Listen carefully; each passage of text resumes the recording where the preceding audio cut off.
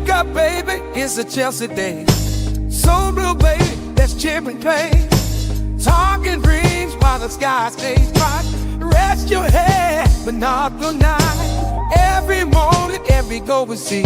In our hearts, it's Chelsea, me and you, we can agree. Oh, take me out and stand with you, privilege you talk.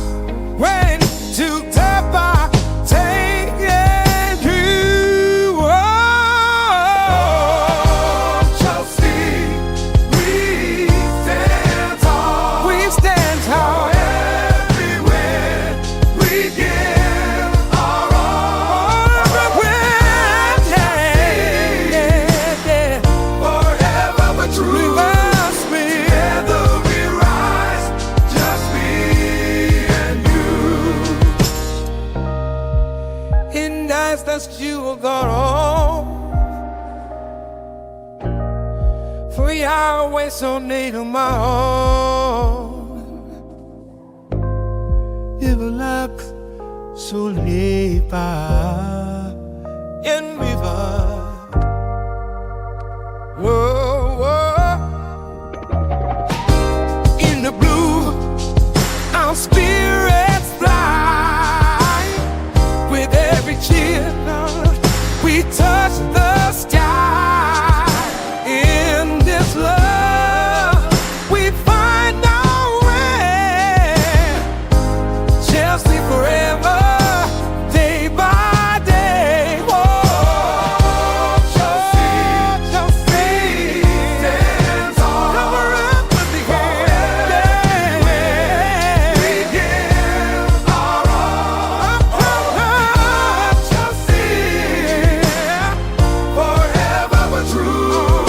Together we rise, just me and you. Hey, go wake up, baby, it's a Chelsea day. So blue, baby, that's chipping pain. Talking dreams while the sky stays bright. Rest your head, but not the night. Every morning, every goal we see. In our hearts, it's Chelsea, me and you, we can agree. Oh, take me out and stand with you, privilege you talk. When to tap I take it you. Oh, Chelsea, we stand tall. We stand tall. Everywhere we give our all. Everywhere, yeah. Forever but true. Together we rise, just me and you. In nights that you are gone, for Yahweh so near to my own.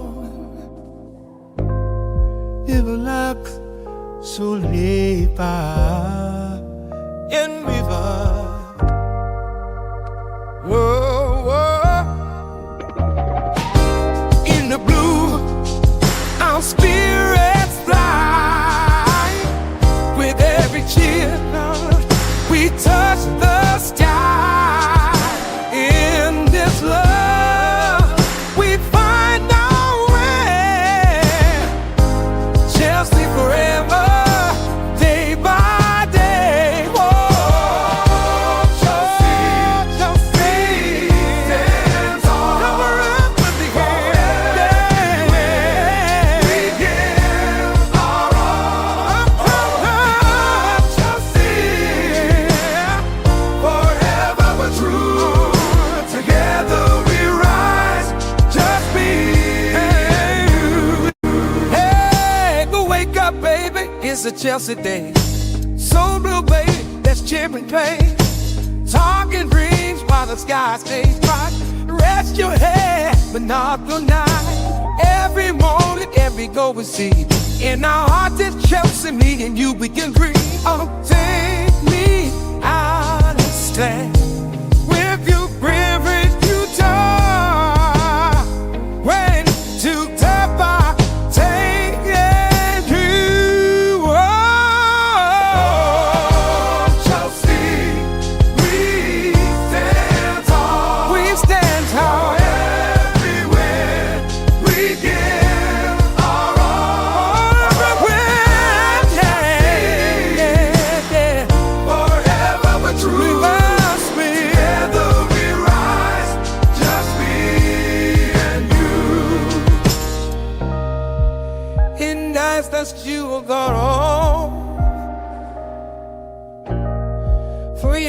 always so near to my heart. Yes, people, big up to all of you. Thank you once again, and welcome to another edition of the Blue Alliance Show, aka the Chelsea Alliance Show, aka the Blue Alliance Show. I do hope you're all doing well. We're growing strength by strength.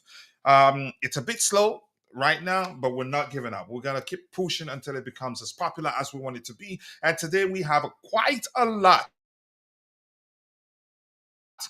to talk about. We'll talk about Liam Delap signing for Chelsea. We'll talk about Jarrad Branthwaite. I hope I'm not butchering his name. Talk about Hato to Chelsea, Petrovic, Petrovic's future, and Nkunku's future, and a whole lot more out there. And we will be doing a lot of comparison. So when we see that Chelsea are interested in signing certain players, what we do is we take our time, compare the players' output in the past season to our current player and see if and decide conclude whether we're getting an upgrade, a player with a complementary skill set, or maybe we're just getting a backup, because there's a backup between a competition for certain players. Also, Hugo Ekitike, also quite a lot to talk about. But keep dropping the likes on the stream. The likes do go a long way. And because we're streaming in a vertical format, to see the bells and whistles, like, comment, and everything you want to see, just press and hold your screen for just about a second. Then you see those options. Be sure to drop the like. The likes do go a long way for us. Without wasting much of your time, let's see. I have Tebe. Nice to see you, Tabel. I do hope you're doing well, and I appreciate you finding the time to join the show this particular morning. And Tabel, if you get a chance, can you share the link with Dante too, Bobby? Also, we welcome both as senior members of the community. We do welcome them to the Blue Alliance Show. Then we have John here. John, nice to see you. I do hope you're doing well. I appreciate you. Yes, I did listen to your messages, and I'll take care of that once I get a chance. The system here gives me a problem. It's not as simplified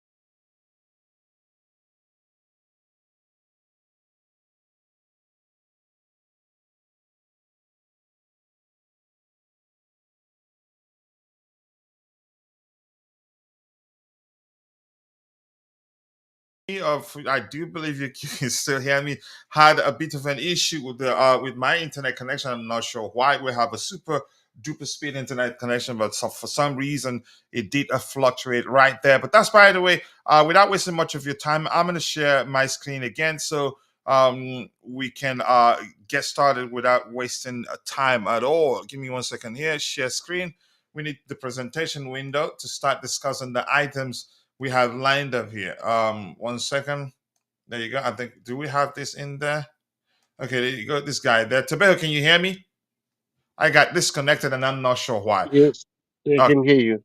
All right, thank you so much. The first item we have here, let's get on.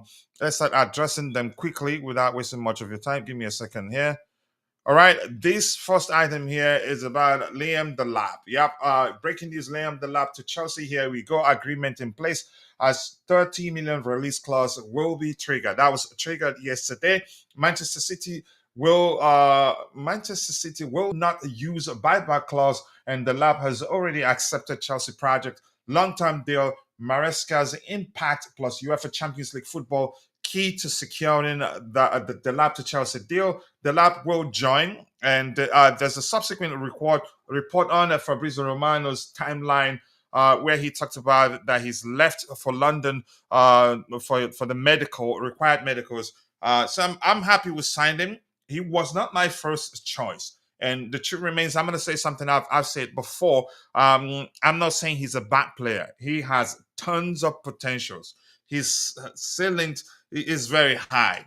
He can become one of the best strikers in world football. But the truth is, he's not quite there right now. He's not there right now, and it's not that guy. I'm not saying certainly that's the case. You never know because he's worked under Enzo Maresca.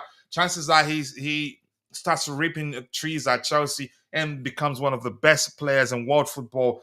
You remember the case of Cole Palmer, but here's the my point is he's not that guy that you'd say, yeah, certainly because we've signed him, we'd be contending for the title next season. He simply is not that guy. He may well become that guy the moment he starts playing for Chelsea. He'd have a lot of players creating tons of chances for him because the truth remains before you judge a striker, you must take your time, take a step back, look at the volume of chances created for the striker in question, and how many of those are the amount of the chances he was able to put away. So I'm not saying he's a bad player. Clearly, I'll keep repeating myself. I'm just saying until proven otherwise, he's not that guy that because he's become a Chelsea player now that certainly we will be contending for the title next season. And I'll let Tabeho speak. Once he's done speaking, we'll look at his numbers and compare them to that of Nicholas Jackson. I know they are of different profiles. The profiles differ, but if we're getting him to compete with Nicholas Jackson, then it only makes sense that we compare their numbers and see, yeah, who did better last season. But that's not saying even if Nicholas Jackson did better last season, that's no guarantee that he'd do better than Delap in the coming season if he stays at Chelsea. But I think he stays. But like once again, when you're talking about strikers, it's important to consider the volume of chances that they had to work with. So Tabeho, Liam Delap to Chelsea, you could say is done. Are you happy? What do you make of that deal? Yeah, like you said, he is not my first choice, Hmm. but since he's about to join Chelsea, I'm going to support the boy, and hopefully he can do better than what we thought. Because we all saw him at Ipswich. He's good, but again, it's not good enough to play for Chelsea. But anyway, maybe under Enzo Maresca, he might unlock him or something. We'll never know. But overall, like I have mixed feelings. Like he's not my first choice, but again, like I said, man, I'm going to support him and hopefully do well at Chelsea. I Hopefully. hope he does well. Here's something else I wanted to ask you. There are rumors that we're not done with Delap. That we're looking to sign one more striker. Some accounts are refuting that report or that suggesting that we're still looking to sign one more striker. Um, I'm not sure. And if you pay attention to what's going on out there, uh, what's his name? Gyokeres certainly will leave Sporting CP, right? The question now is, where is he going? He's not going to United, is he? Yeah, it seems like Victor Gyokeres at the moment, even Arsenal now are going for Sesko. So I thought he was going to Arsenal. So I don't know what is going to happen, but like you said, I have a good feeling that Chelsea might sign another striker. It's either Gyokeres or Hugo Ekitike, right? So Mm. one of the two. And also on X, there's been an account that following Frankfurt. He's busy saying that Chelsea are busy with that deal, even though other journalists are denying it. So it seems like this guy have an inside source about this guy. So hopefully we can see something new from next week or before the transfer window closes because the latest report are saying that Chelsea want Delap to go to the Club World Cup, not to go to England under 21 Euros, which for me, I think is a bad decision. The key should go to the Euros for me personally, because this was his main plan. I mean, if anything, that reflects how seriously we're taking the Club World Cup. But here's the thing: the lab isn't is a replacement for Nicholas Jackson. I think that is clear. The only question I'm asking, and I don't think I've, I've gotten the answer I'm looking for. Not the answer I'm looking for. I've, I've I'm just confused. I'm not sure whether we're signing one more striker. Certainly, Nicholas Jackson stays. I don't think he leaves this summer. If we seal the deal of Hugo Ekitike, then you could argue that, yeah, maybe Jackson leaves. But even at that, because Nkunku looks like he will most definitely leave Chelsea, it wouldn't make sense to let Nicholas Jackson go. We need numbers because we have tons of games to play. So the lab is more of a traditional number 9. Nicholas Jackson is more of a hybrid number 9. I'd say, if anything, Delap is a much better finisher than Nicholas Jackson, but Jackson is a more complete player. They're not the same. So I'm not. I don't believe that Delap is a replacement for Nicholas Jackson. He's not. If anything, no, I don't think so. Even Ekitike, should we get the deal across the line, he's not a replacement for Nicholas Jackson. If anything, competition for Nicholas Jackson. I don't think it makes sense to sell Nicholas Jackson because if we get the Ekitike deal across the line. But that's a small opinion anyway.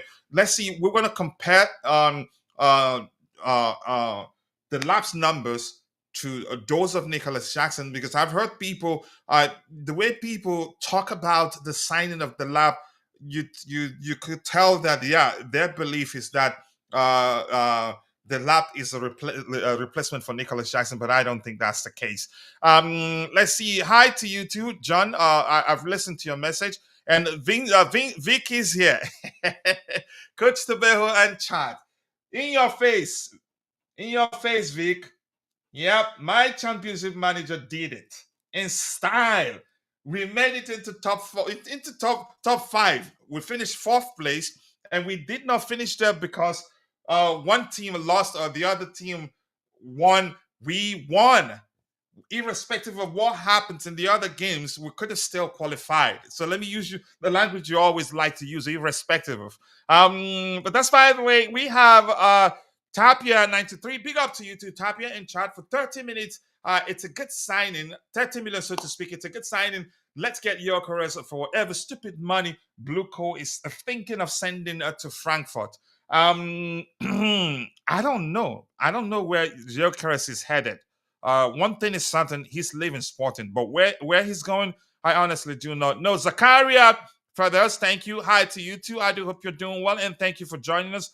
And I'm quite sure this is your first time here. If that's the case, feel at home, enjoy yourself. All we ask of you is to keep it civil. Welcome to the Blue Alliance Show. It comes on every Friday, but not it's not static. We switch platforms. I think the next host will be Tabejo, but very soon we'll start hosting in a format where all the participants will be streaming.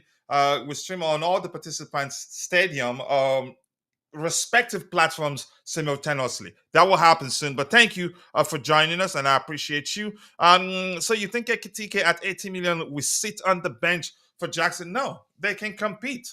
But listen, there's something I said we're going to do today.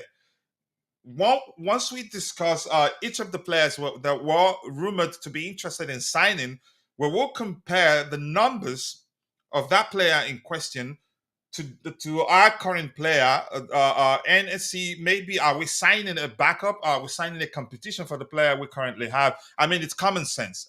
If the player we have, if the output of the player that's at the club currently is way better than that of the incoming, the players rumored that rumors suggest that we're interested in signing, then it's clear we're signing him. We're signing the player in question as a backup, if that makes sense.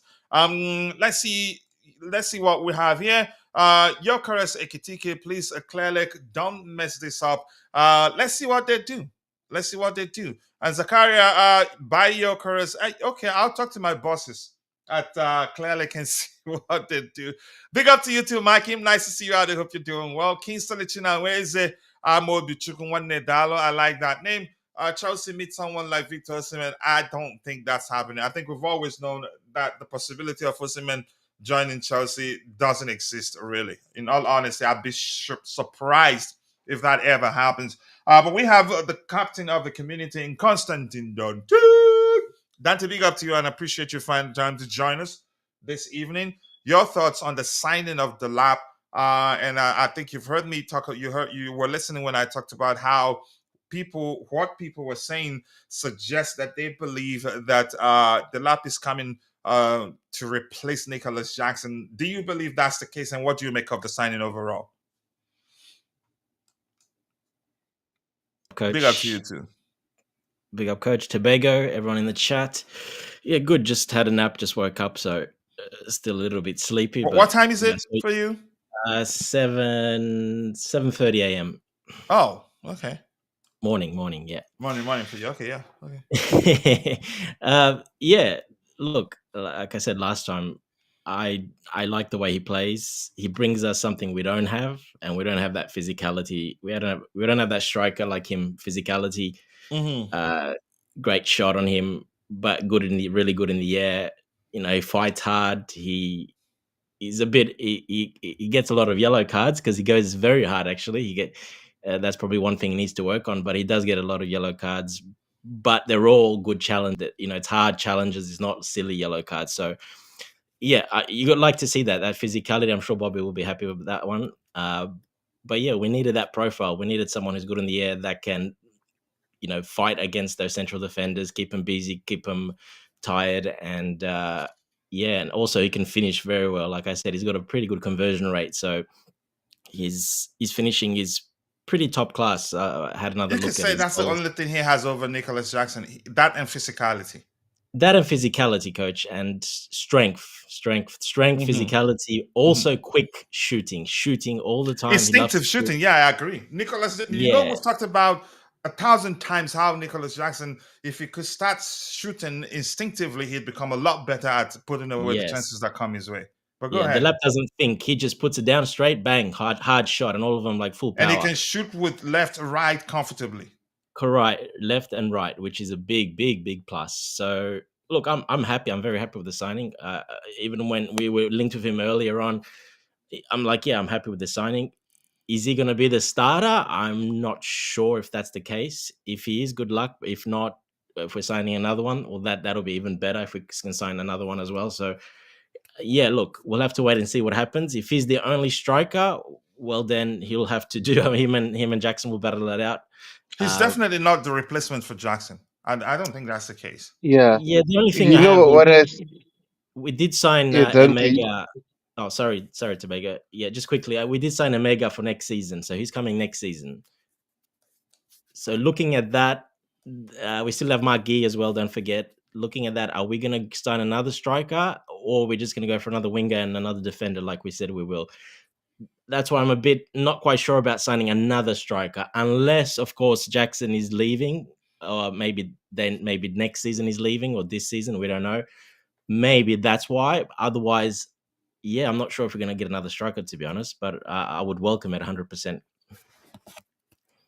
Yeah, you know what I think? Since Chelsea are pushing him to go to the Club World Cup, maybe they might assess everything.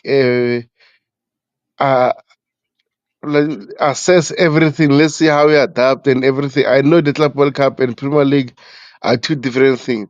So maybe if he struggles there, maybe Chelsea might buy another striker. But just like you said, I don't think we are going to sign another striker if we will sign Omega also. Unless Strasbourg give Omega a new contract so that he can stay there, then I'll say, okay, no problem. But if he comes to Chelsea next season, I don't see us signing another striker. And there's no guarantee Omega will be ready to join next season. There's no guarantee.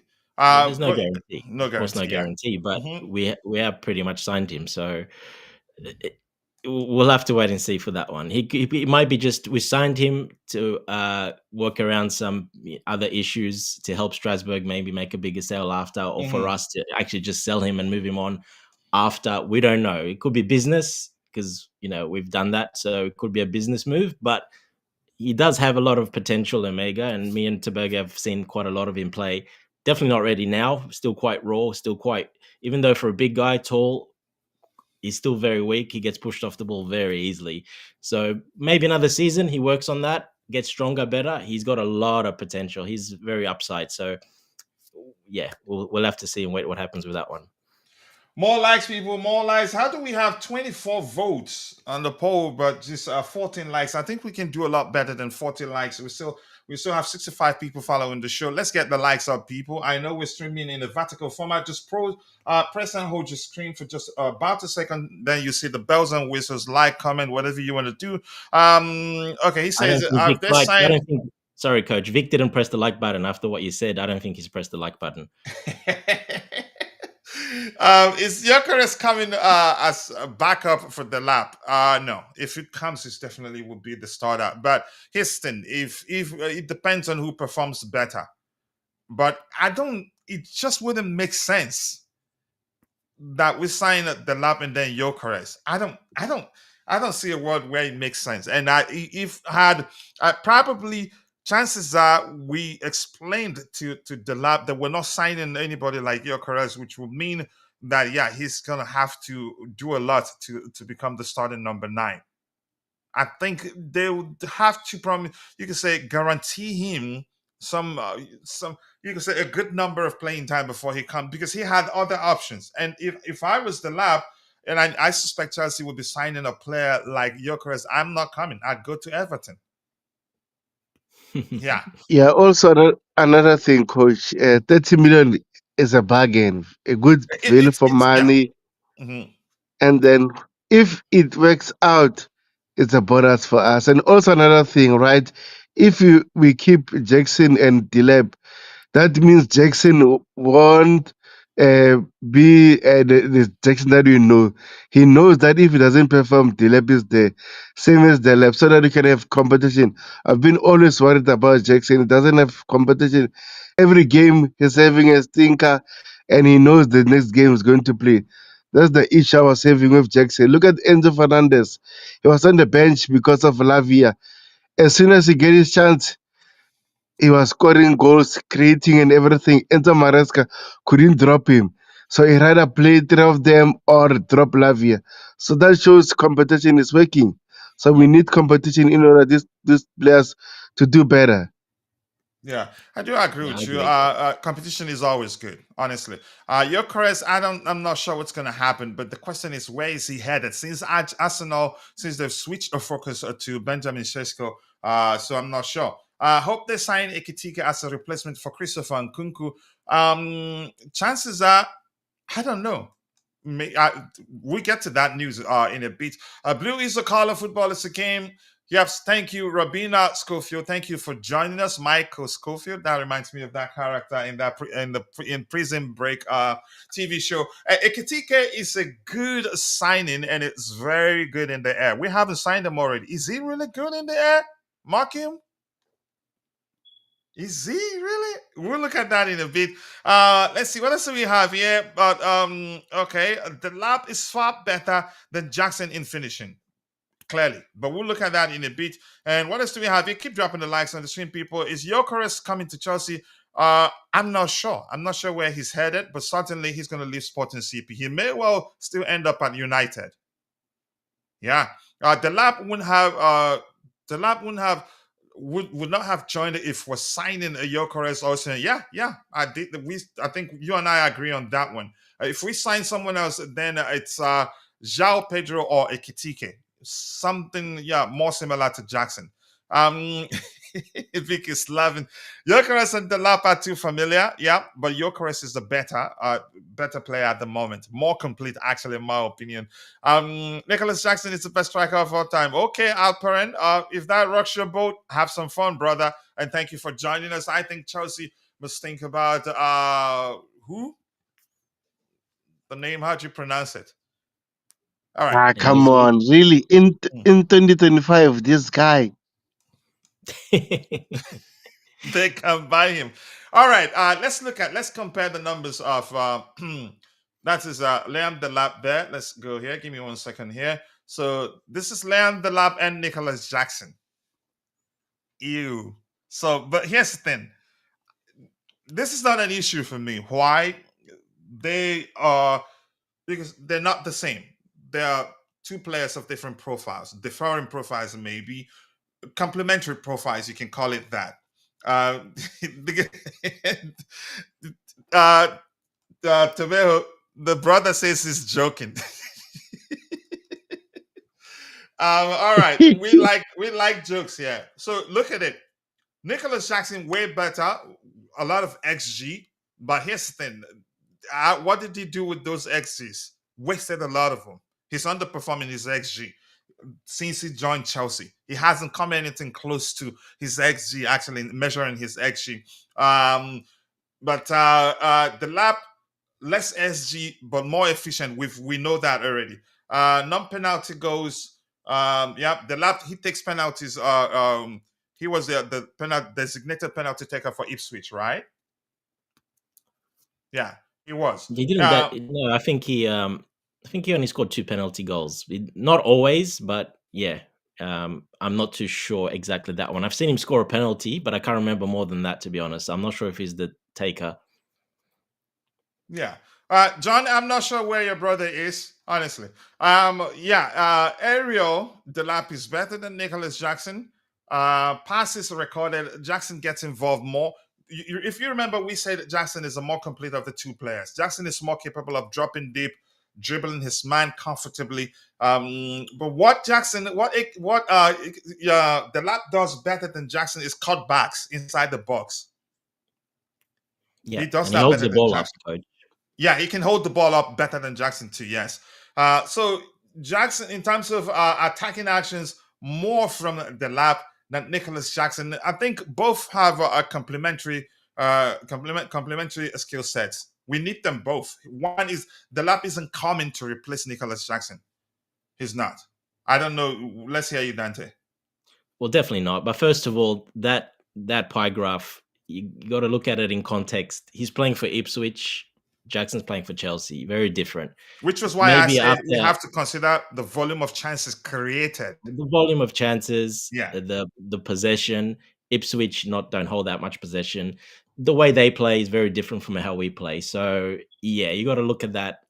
That's why some of these graphs, when you compare a player from a previous season or the same season but different teams, it's not the same. You really have to look at these, them playing in the same team, and then you can see the difference. Otherwise, you're just not going to see it. It's going to look very, very, very one-sided as it does there. So, and that in reality, that is not the case. But yeah, that's why these pie graphs look like that. So I don't take them too seriously when it's compared. The average football fan probably wouldn't understand the importance of the volume of chances created, which is reflective of the Nicholas Jackson's SG. Because if they don't create the chances, you're not going to have that much SG. So let's be honest there. You understand? Exactly. Yeah, 100%. it's important. Not even close. Yeah. Mm-hmm. So I mean, he's not Nicholas Jackson's replacement. That is clear, and I don't think Jackson is going to leave Chelsea. I think he can only get better. He looked rusty in that game against Betis. He scored with his chest, but you give him credit for being at the right place at the right time in the first place. You get. You get the point. But big up, Rich Amoni Mekos. Nice to see you. We must get this transfer market right this summer. We're looking at a second striker. Okay, according to my sources. Hit the like button, people, and also do subscribe to the channel if you haven't. Sincerely do appreciate you. Oh, Zakaria. So what do you think our problem is? We need another number 9, another striker. Or more traditional leaning number 9 to mix things up. We do need leadership at the back. I get it. We've seen some improvement from our defensive line. That said, I think we could do with one more defensive leader for more relatable or correct term. I'm not sure, but that makes sense. I know you get the point. I think we need a 10, but no need. Estevao is coming. So it's just an attacker, one more defender. To be more specific, I don't think we need a CB actually. I think we need a left back. and we're looking at Hato. What's his name? Is it Jaro or what's his first name? Jorel, yeah, Jorel. Jorel Hato or Hato. I'm not sure how you pronounce the last name, and I think he's a good player. Hopefully, we get that particular deal over the line. Yeah, This he's a here bit more of a says, left centre back though. He's more of a left centre back, not as but he's much of a left. versatile. Versatile, yeah. Mhm. But people are still. We do have a left back that plays very similar, and that is Caleb Wiley, the American we signed. He was on loan at I've Watford. actually forgotten about him. Yeah, he was on loan at Watford, and he did very, very well playing in that, playing similar role to what Cucurella does as a left back, but also coming into midfield and going out wide on the wing as well. So I think they might be looking at him. He wouldn't do. He's a very strong guy as well. He's very strong, very quick, Mm. and they're trying to mold him, I think, into that Cucurella type. So we'll see what happens. But I think that might be an option as well. Yeah, that might be a good option. I'll get to Ty in a bit. He's the penalty taker. Okay, that goes. Which position are we supposed to get players? I think we've talked about. We just got done talking about that. Yep. Left back slash left center back. I think the manager values that versatility. The Prince is here. Big up to you too. To me, the lap is an upgrade to Jackson. I disagree. I respectfully.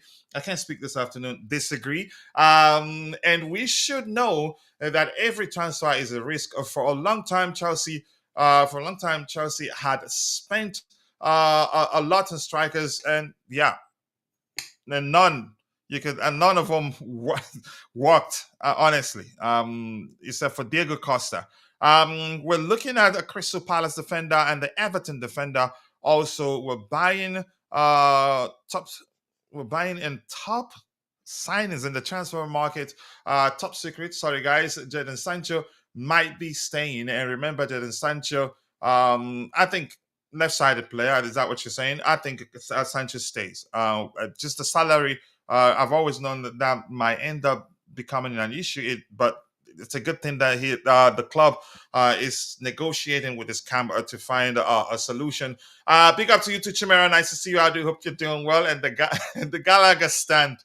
I don't want to talk about Gallagher. Honestly, I think some Chelsea fans, they learned the hard way. Delap is a better option than Jackson, but he's not the answer. First of all, he's not the answer, and that rather, if the intent was to sign him as Jackson's replacement, I say don't do it, because we'd end up Jackson provides a lot more overall until proven otherwise. Really, that's my opinion. Renato Vega is not out. I think he comes back. Maybe we may well end up selling him on a permanent to Juventus. I honestly do not know what's going to happen. I like him so much. I liked him, and I still like him really. Ty, your thoughts on the signing of Liam Delap?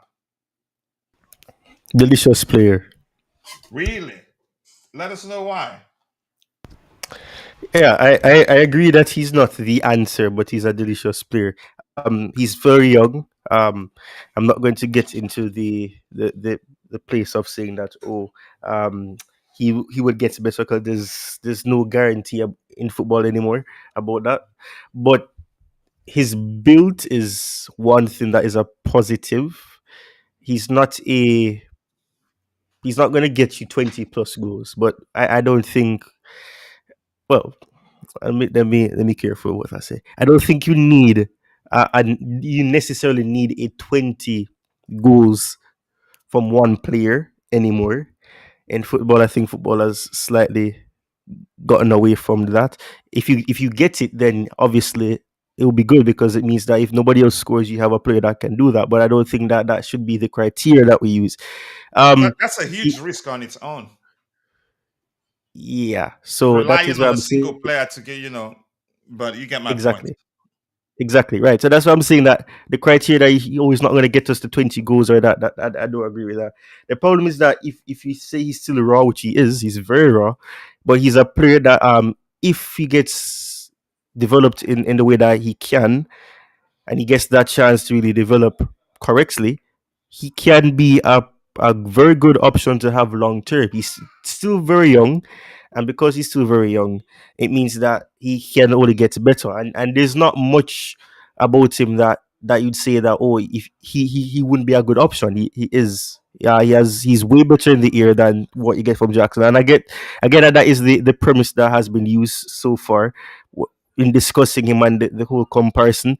Yeah, he is better in terms of the certain areas than Jackson. I think some statistics shows that he probably had taken less shots than Jackson, but at the same time it's not by a large margin, but that he's been more clinical in terms of when he does shoot on target, and that it has led to more goals.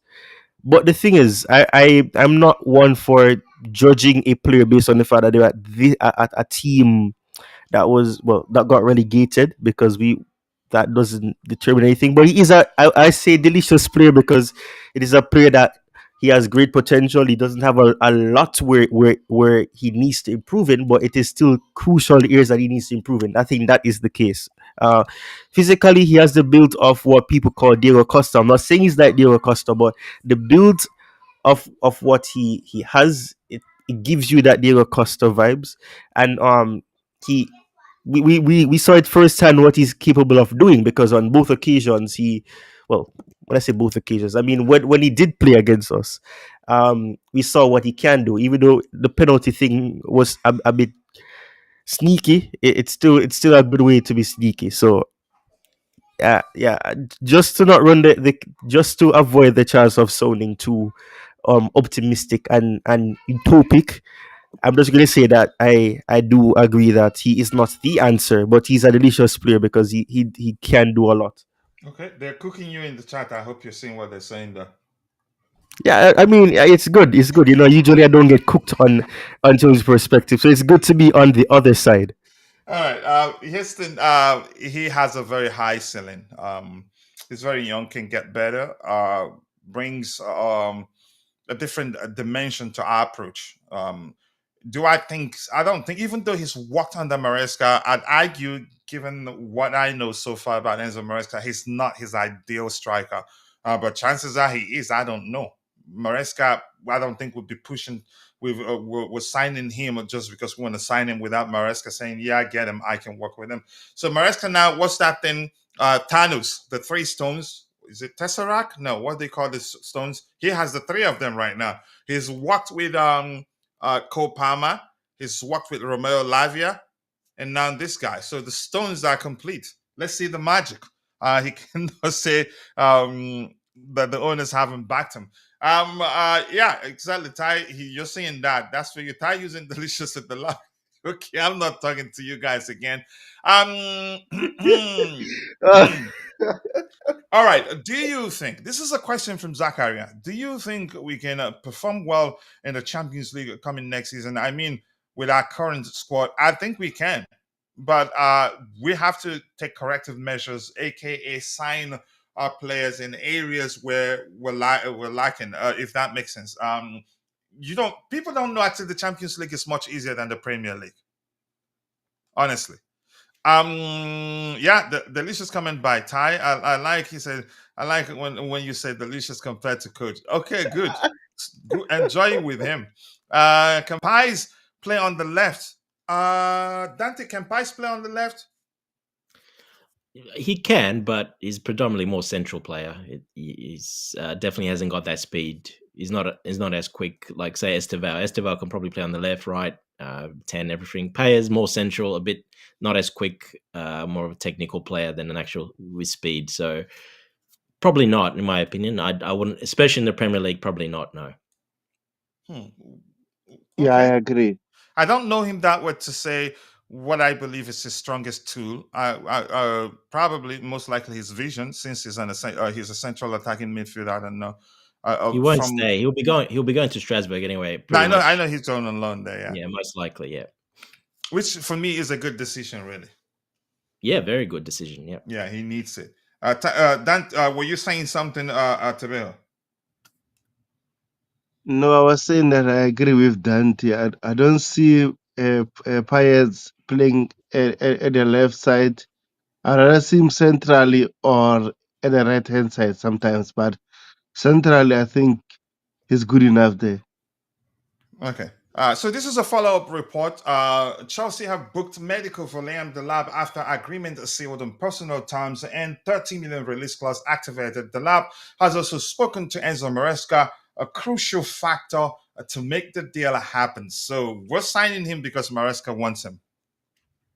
Yeah, that's Yeah. what that tells me. Are we not alone in pies? I think we're loaning him Zakaria. He's not staying. Yeah, it wouldn't make sense for him to stay actually either. So this report, according from the transfer guru himself, Ipswich Town have offered loan move to Mark Gee as priority target, one of key profiles wanted by Kieran McKenna. It's a separate story from Liam Delap, Chelsea, but clubs in good relationship and Ipswich are pushing for Gee. I think he should be let go. We're in the process anyway. I think it's a good decision. I think that's a better thing to say. I don't think it makes sense given his talent to stay and be wasting on the bench. It just doesn't make sense. You could argue why didn't we keep him rather than sign the lap, honestly. But the lap is the more powerful of the two. I just don't know, honestly. We could have just use that money, add a little bit to it, and sign Gyokeres or some other more experienced player, in my opinion. But I can't complain. Ty, let's get your thoughts on Margie going on loan to Ipswich. Okay, it doesn't look like Ty is there. Tabeho, let's start with you. Ty probably at this time of the day he usually leaves his desk, busy at home. Tabeho, let's hear you. We'll let Dante round off on that one. Yeah, like I think this will be a good move if we'll be able to send this kid to championship under Karen McKenna to develop as a player. So a loan move will help him a lot to develop because at Chelsea, I don't think will be the main striker at the moment. So we rather take a risk and loan him so that he can develop. Hopefully, he can come back next season a better player. Well, what's the difference between him? Uh, um, what's the difference between him and Delap? Really, he's played in the Champions League actually, and Delap hasn't. Yeah, to be honest, they have similarities, but again, I think Delap at the moment edging him with physicality and the power that he shoots because Liam Delap, the way he shoots, so powerful. So, so I will say that for now. Honestly, I don't know. I don't know how if they.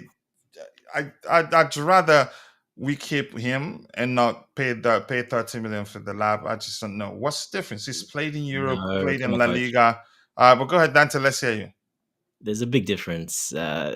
First of all, his finishing, his close ball control, his physicality. The lap's 3 years older. Let's not forget. Maybe Gee can get there, but the lap is 3 years older than him, so he's got that part of his game developed much more. So people forget. I think that Gee's he's 19, so he turned 19. He was 18. He turned 19. So, but the lap's already 22. So the lap's got those 3 years on him, and that's made a big difference. Plus, of course, the Premier League uh, experience under in the youth teams of Man City. But yeah, completely different player. Sorry, not completely different player. Very similar in a way, but there's a lot of catching up for Mark Gee to do to get to Delap's level. So The lab has played a that's lot probably more a couple games, of years right? away. That's probably a couple of years away, which is not a bad thing. But yeah, you want going into Champions League, you definitely want a Delap, and for the next Premier League season, you want a Delap instead of a Gee 100%. Gee's just not going to challenge Jackson. You would have seen that a lot more if that was the case. But Delap, yeah, he's like I said, those 3 extra years makes a big difference to strength and just his technique and the way he strikes the ball, the way he finishes. Yeah, still got a bit of growing up and a bit of developing to do, Mike Gee, in my opinion. All right, I agree with you. Let's see what else we have here. Keep dropping the likes on the stream. The likes do go a long way, people. Are we not alone in Pies? Pies goes out on loan. Do you think Christopher Nkunku will be leaving? I think he'd be sold. I'd be shocked if he can't, if we don't sell him. Big discussion on Robert Sanchez and Petrovic. Robert Sanchez doesn't want to be number two, according to your sources. And I don't think Enzo Maresca is ready to drop Robert Sanchez as number one either. And his thing, I think, if you remember when we had that conversation, Jorgensen is actually an excellent goalkeeper, but I think the way that Enzo Maresca handled his inclusion in the as you could say his selection as a starting number one, and how he dropped him, that's enough for one's confidence to take a hit. And I think that at the time happened. Even at that, he showed even at that, I mean, he's done enough to show that he's a good goalkeeper, even though he's still very young. By the way, if you're sending me messages, and you're not getting an instant response in some cases, or it takes too much for you to get a response, the messaging thing is quirky, really. Sometimes I can send, sometimes some people can send. And it's not everything that I can send someone to send you. I hope everybody's listening understands why things are the way they are. A long move will be great for Guy, and I hope we send Achampong and Tariq to Coventry too, where we have Frank. Is that where Frank Lampard is? Okay. But why didn't we go for Gyokeres? But why didn't we go for Gyokeres? But rather Delap. I'm not sure why. Honestly, I don't know everything. I'm not sure how to try to explain that. Well, we might have gone for him, but maybe he doesn't want to come to Chelsea, or maybe he's got very high salary expectations as well. He doesn't want to take an incentivized contract. There's a lot of reasons why. And he could still arrive, because we're not sure where he's headed right now. Exactly, he still could come, but I mean, people got to need to understand that it's not that easy. It's like Chelsea's not the only club in the world. There's other options, and there's the players have other preferences. It's not Chelsea, everything 100%. It's just not. It's not realistic. So people need to just wait, and then we'll see what happens. But yeah. Tibu, anything you want to say? Okay, how about you, Ty? Are you there? You have anything to say about that? I have no idea. I'm not hearing anybody else. I don't know what's going on. You're not really? I'm only hearing you. I was wondering what was going on. I was thought. What's going on? We're talking about Go to my end. Mark I can hear Gui. everyone. And the question is, what we're discussing the difference between Mark Gui and what's his name, and Liam Delap. Very. That's a. Ooh. The thing is, though. Well, this is probably going to be controversial. I think Liam Delap it is a given. You get something different with Mark Gui. Mark Gui he's very press resistant. He always tries to press a lot. That's one thing for sure. So I think what you're sharing the tweet about Ipswich's interest in him. So in terms of the profile of the two players, both of them are very powerful strikers, quote unquote, and they're always eager to score goals. So that have that similarity. But with Liam Delap, as I said earlier, his physique is obviously different from Gui. Gui is just a tad bit thinner than him. But the thing is, with the type of player that you get in Mark Gui is a player that he's always running, like Liam Delap. But there's just that the big difference is that the physique is different. So if Ipswich do get him, for example, if he ends up going out on loan, which I think would be the case should popular belief of somebody else coming in happens, because if he's going to be the third choice, and if you're saying that you don't think Jackson goes out and Jackson can play wide, probably not the biggest thing, then clearly the best thing for Mark Gui would be for him to go out on loan, because he's 18 and he needs to be playing. So that's it. But the thing with Liam Delap is that He has more physicality. Mark Gu is he loves to press. He loves to run. He's a runner. So I would have loved to see both of them in the same team together. I just don't know how possible it will be, but yeah, both you get a lot of pressing from either player, so that is one thing that is somewhat like for like. It's just that the physique is different I think from Muggy press is better. yeah, and that's yeah. 'Cause we've seen that, especially when he was at Barcelona, for example. The way in which he presses and how quickly he moves off after doing that press is way better. Liam Delap loves to run as well. But I think Mark Hughes is just a bit quicker. But yeah, Mark Hughes is a very good presser and he's way better in pressing. All right. Tabeo, anything you want to add to that one, or should we move on? And I've got nothing to add, bro. Yeah, I'd say another difference is small game time, which you can say the same thing. The tapping on what Dante already said.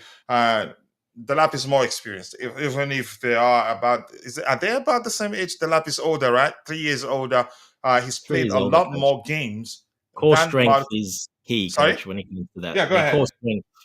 Guy doesn't have that core strength. Where Delap, if you look at his core strength, he bullies big defenders. They can't take him down. He pushes them aside. Guy looks big. He's got the bigger body, but that's deceptive when you don't have the core strength. And you could argue also he hasn't learned that physical aspect of the game too. Correct. Yeah, coming from La Liga and Spain, it's not the same. They're more technical. They don't go that hard. It's a bit different. So he needs to build that up a lot. But like I said, he's 3 years behind Delap in that. So that's a big difference. From 18 to 22 is a big difference in core strength. Massive difference. And in all honesty, irrespective of our conclusion, you could argue had Xavi remained as Barcelona's manager, he and what's his name? He and Yamal both will be two of their most important players because Xavi liked him. We can't say. Maybe, maybe not. I Yeah, mean, we're speaking in hindsight, and we don't know, but you get the point now because he was playing, you know. yeah. He played every now and then, coach. But again, it didn't. Just extra time, etc. Not too much. Couple of games where it didn't matter much, but would he be playing this season? Maybe a little bit more, but I don't think too much more. I think maybe in some of those cup game stuff, but I think he probably would have stayed. Maybe if Xavi was there. Maybe He would have stayed, yeah. He had to leave because probably he didn't see his future there after the managerial change at Barcelona at the time. But I don't think Victor Osimhen will ever come to Chelsea. Breaking news. People are starting to realize, or Yeah. Is it because of the fee? Money is the issue, and people are interpreting that to Chelsea not willing to pay for big players. We're willing to pay, but you work for what you earn. It's as simple as that. They can't just say, okay, we're gonna be paying you 400 or 300 every week. There are certain milestones. I don't know if there's a more relatable language than milestone that you'd have to meet to earn a certain amount. For instance, we're hearing Dante, you talked about the 20% increase in salary for the players, so because we yeah, qualified for the Champions League, and probably a lot more, some additional pay increase for winning at the Conference League, right? 100% for winning a cup would be Yeah, a but that one would a be one bonus. time. The Conference League Yeah, one there would be would be a one time. one-time bonus Yeah. and goals, assists for players, and all their contracts, especially the forward players, they would have that as well. So there's a lot of where we finish in the league, etc. Yeah, Yeah, so you earn what you work for. Gone are the days of Danny Drinkwater, Malang Sarr, even Ross Barkley. We had to actually agree with his camp to pay him off. So we don't want to risk that anymore. And I think a lot of Premier League clubs will start doing that because things have changed in football from a financial perspective. People go check out GFC Gavin's YouTube channel. Be sure to subscribe. He's actually part of the Blue Alliance show, but we haven't seen him once. He just stopped by and said hello, and he's taking off right now. Did I miss? Did I not read his comment? Big up to you too. Or he just typed a new one there. How many comments haven't I read? Did I miss any of his comments there? All right. If I missed any of your Yeah, comments, apologies. I'm only human. I don't know if I missed any or did I not see it. Vic here. There's one I'm looking at on this particular screen, which reads, where is it? All right. I don't drink, so I'm not even drunk, so I'm not sure what's going on. What about Rodrigo transfer news about coming to Chelsea? Will that happen? It's not gonna happen. I think it's absolute horse dunk, in my opinion. Look, I don't work for the club. Chances are they'd be able to pull it off. Rodrigo may well decide, okay, I'm gonna take a pay cut. I just want to come play at Chelsea, play with Estevao Willian, and also play with what's his name, and also Estevao Williams, that's hilarious. yeah, exactly. Fellow Brazilians. You never know, but Keston, I don't think it makes sense. Yeah, Anybody else can talk about that? even Xavi Alonso said it that Rodrigo is an important player for Real Madrid. He doesn't want him to go, so we'll wait and see what will happen. That's an important thing to consider too. Some we've heard a time I'm quite sure if again we've all followed football a long time that we've heard 1,000 times a player saying they'd leave a particular club once there's a managerial change they stay.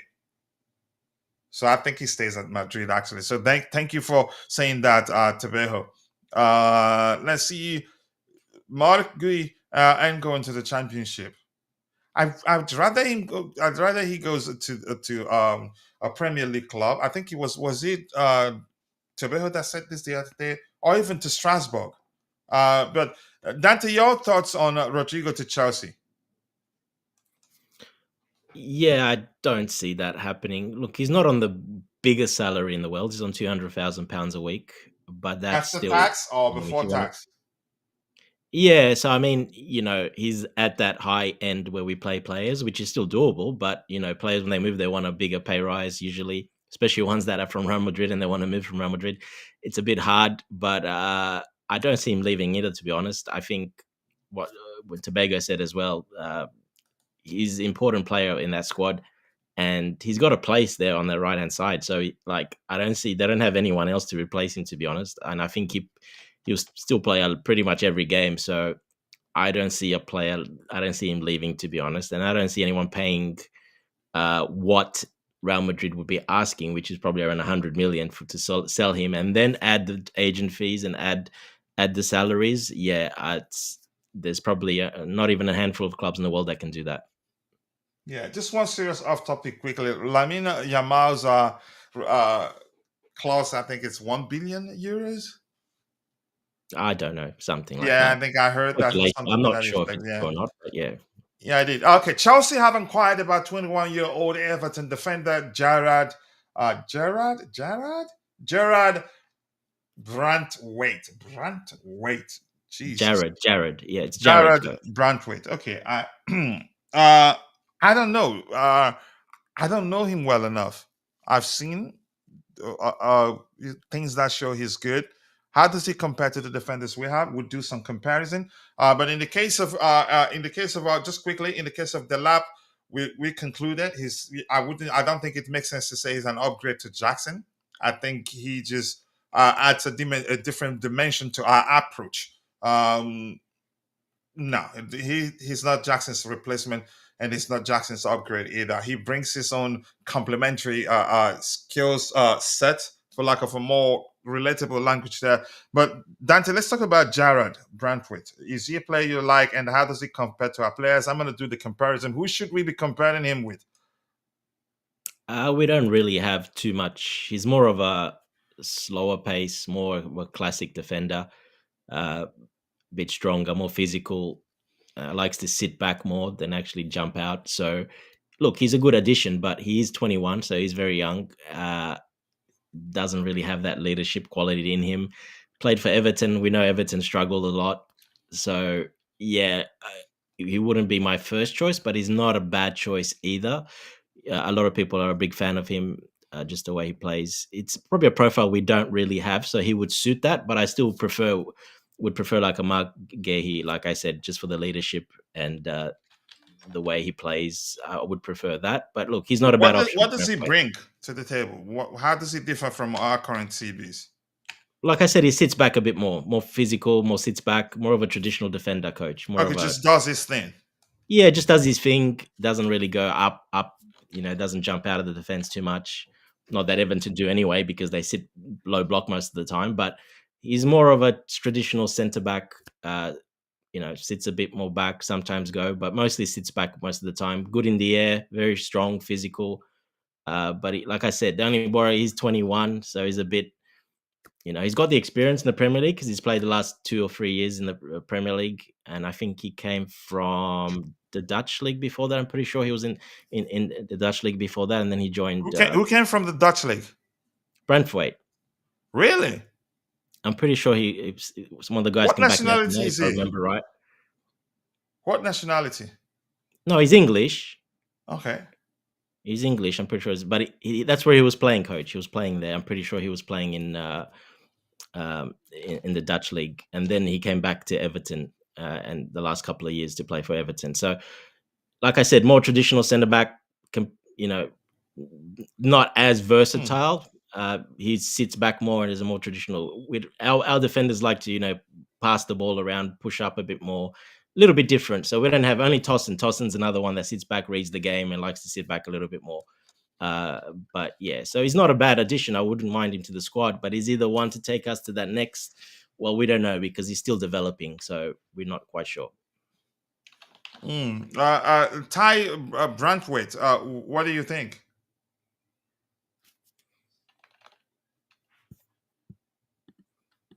We can't hear you.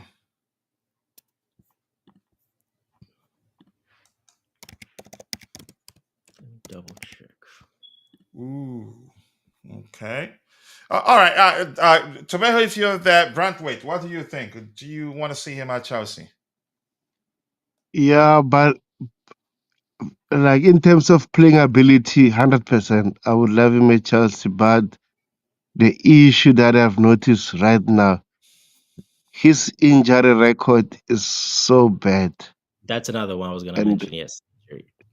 yeah, but in terms of playing 100% fantastic player, I would love him at Chelsea. But like Dante said, I think personally we need a leader, but Branthwaite also is a good player. Maybe can develop that part of that game, but his injury record, oh man, that's terrible. And I don't want another obviously for further situation at Chelsea anymore. Hey, I don't want that. That looks like a waste of money right now. I hope that he eventually overcomes the injuries that have been plaguing him. I'm concerned. Yes, they are not in thing. I think Bobby was one of those that was preaching that preached at the time that given his age, that he'd eventually overcome the injuries in terms of Wesley in the Wesley Fofana's case. It was Mikhail that showed me his injury records. I was concerned, really. But that's by the way we move on. I'm still gonna hold Bobby responsible for that. I will sell Nicholas Jackson and Nkunku for fundraising. I don't think they'd sell Nicholas Jackson. He has a lot that the manager likes. One thing you can say he hadn't done consistently until now. No, not until now. Since he joined us, is be efficient in front of goal consistently. That's just that he does everything else right, and I think he can only get better. There's no right hand side in the system that Alonso want two forwards with a single 20. I'm not sure I understand that. Can you elaborate? Kishan, going around blocking people everywhere, and somebody's blaming it on on us and sitting and in a round table and discussing who to block and who not to block. Wow. Okay, I will never forget that, but it just makes me makes me laugh. Wow, you remember that, coach? I don't forget such, really. I don't forget such. I love people and I like people quickly, but damn, I hate betrayal. Really, that was a bite on. Again, even to the extent that he invited Alex, and Alex probably because he knows who I am and knows I wouldn't do such. I don't. I've seen people cuss the heck out of me, and they still come back to the channel. I won't block them. Why somebody will believe that like we ganged up to go block him on every channel? Wow, that's deep. But that's okay. Jackson will be gone after Club World Cup. Freaking lie. I don't think he leaves. I think he stays. Really. I think he stays. He's a different. I haven't seen any player that was signing I'd say is poses a threat to Nicholas Jackson. None. Ekitike more of competition. In all honesty, even though he's the better finisher of the two players, but Jackson can be more physical than Ekitike at the moment. Maybe he'd match out to a more physical player in the future. I don't know. Let's see. Liverpool is offering almost 105 million to buy Weeds. Rodrigo for 100 million plus 250k wages is not much for most top clubs. Not, but they have, you could say, they have a better revenue streams than us. Don't they, Dante? They do. Yeah, they do. They got a big off commercial and obviously stadium attendance. But they also have a lot of players, coach, on very low salaries. So their squad's built a Oh, little bit different. So they've got the high players, the high, really high, but then not as much middle, but a lot of low. So so they can afford to that do this balance isn't so they sharp. can afford to do this one time thing. They can afford, and they didn't spend. Let's not forget, they haven't spent. They They haven't haven't. spent Yeah, last. you could say they did a lot of groundwork, good scouting work to sign the players they signed. Most of, Yeah. but they paid a lot for the Mr. For Mrs. Mrs. For who? Darwin Nunez. He's missed so much every time he comes to Yeah, mind. yeah, I just want to make fun of him like Nigerians would do if he missed a lot of chances. Mr. and yeah. That Mrs. was a Darwin couple of Nunez. seasons ago, 2.5 seasons ago. But what I'm Yeah, saying, they 90 haven't million, spent. close to 90 million, didn't they? No, I think it was 70 something, Was it 78 70? million, No, 70. 80. 80. That's still a lot. Yeah. But go ahead, what you were saying in terms of their wage bill.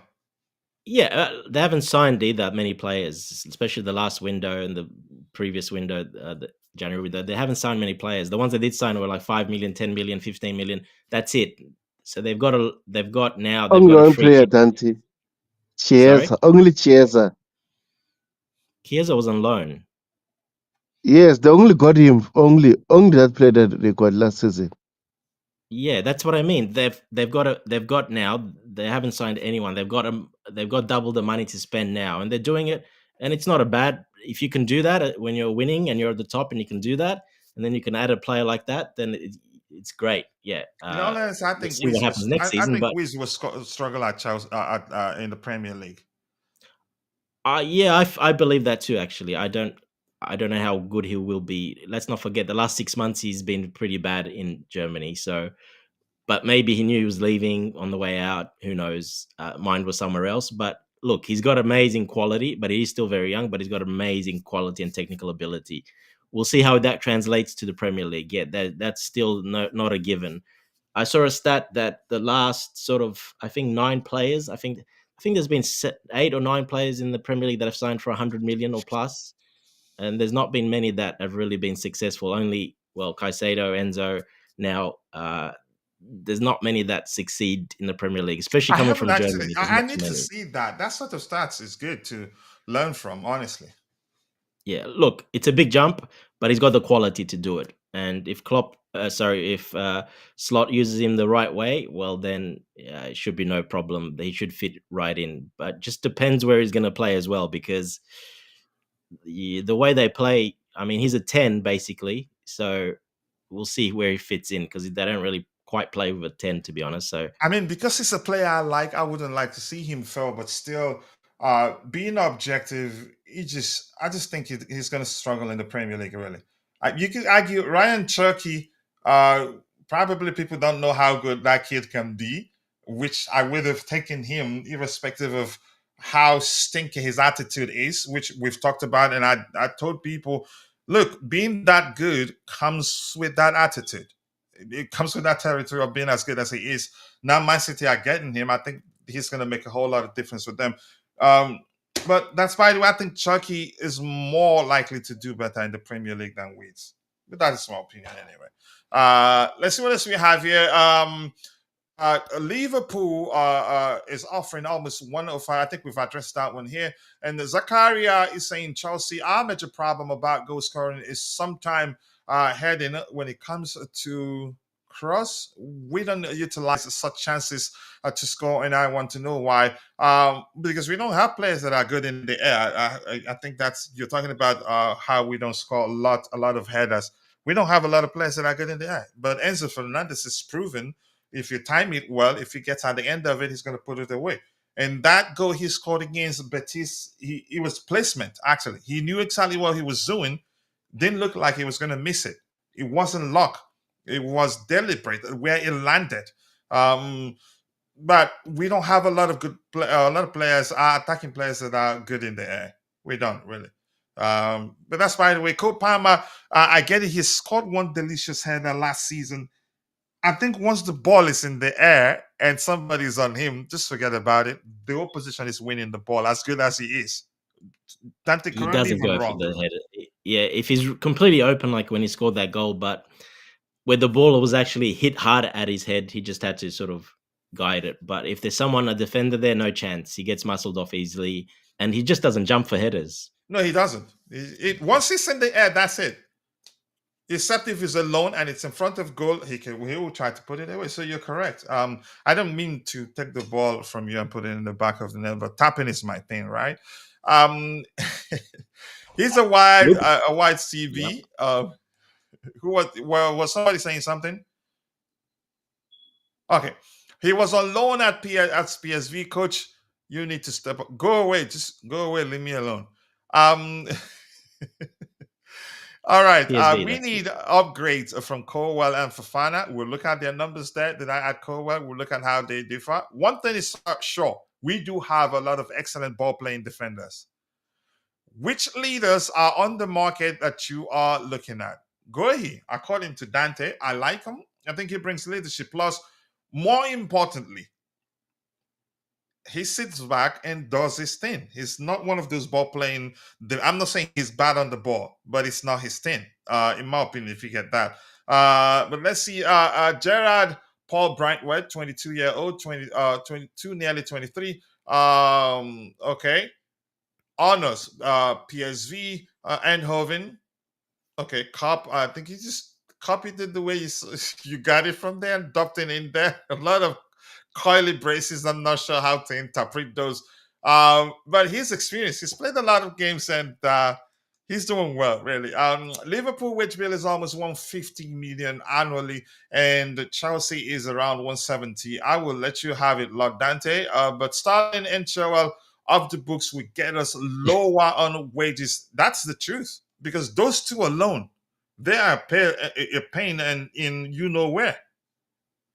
Yeah, I don't know about where he got those numbers from, which year, this year, last year, what year it was, or that's with the players coming in. But I know they were quite significantly lower than ours. So, and they are. But like I said, we do have those players. Yeah, we have players that we don't want to be there, but unfortunately, they're still there. All right, Liverpool don't really have that. Yeah, let's look at how they compare. I have Branthwaite, I have Chalova, Levi Cole, Tosin. Anybody else you want me to add there? Am I missing anybody? Fofana probably haven't played enough games to show us anything. But here's something. We've always known this, Dante. And today, all of us on the panel there, Ty, we do know this. Look at this. We have a lot of excellent ball playing defenders. Branthwaite, he's on blue. In terms of ball playing, he's not good and he's not close to our players. And I know you did say that too. He's one of those defenders that sits back, reads the game, and does his thing. But look at this. My goodness. Tosin is out.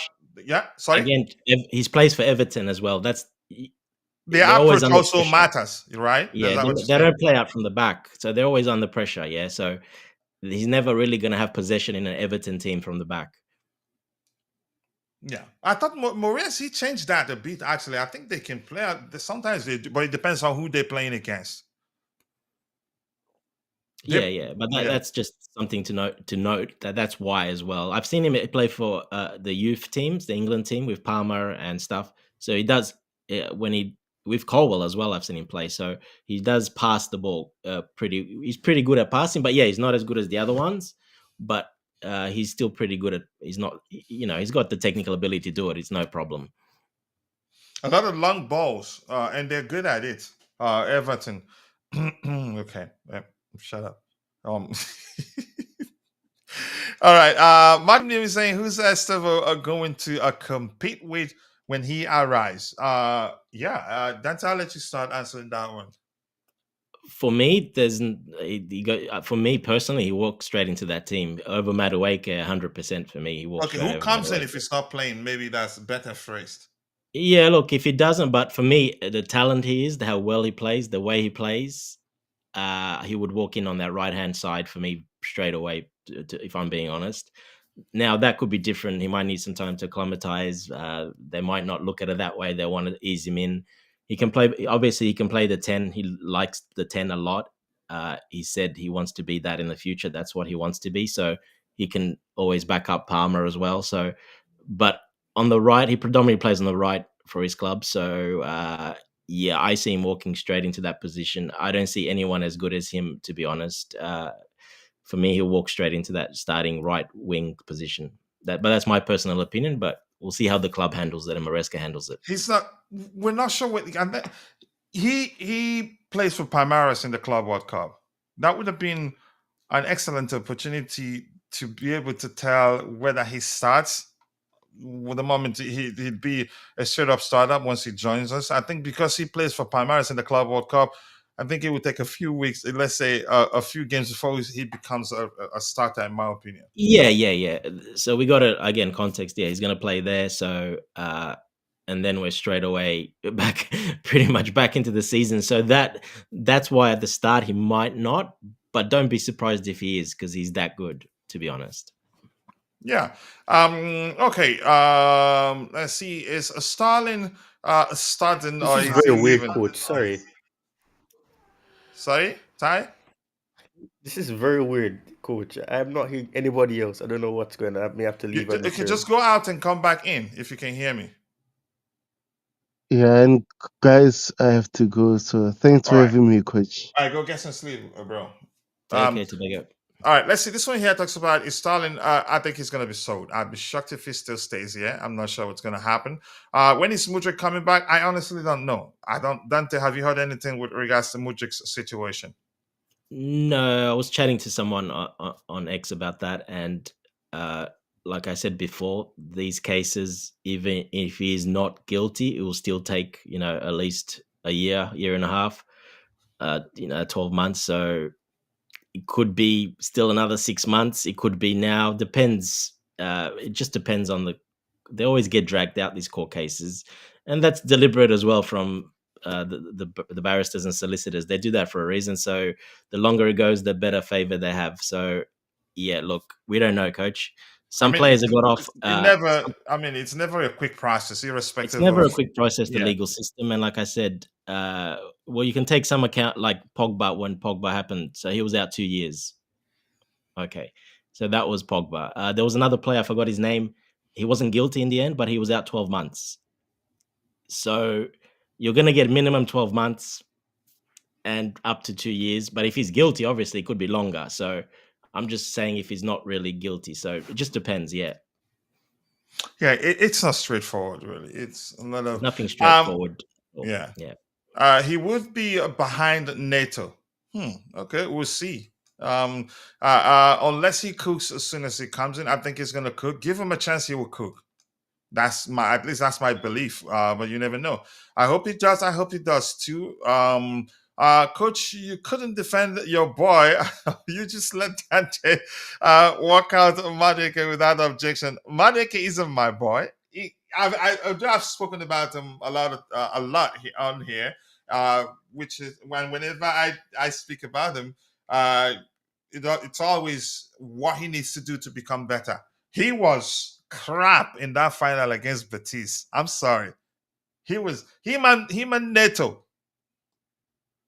Not you just can that argue final, down to the fact that the He's opposition been defended pretty crap deep, for the last few games. Go ahead, yeah. To be honest. Go ahead. Yeah, even in the lead-up games, he was pretty crap, in my opinion. He was. Yeah. So when he needed to step up, pressure was on. He's been really bad. So for me, he hasn't done enough. If I was, in my opinion, I would probably look to move him on, especially with Estevao coming.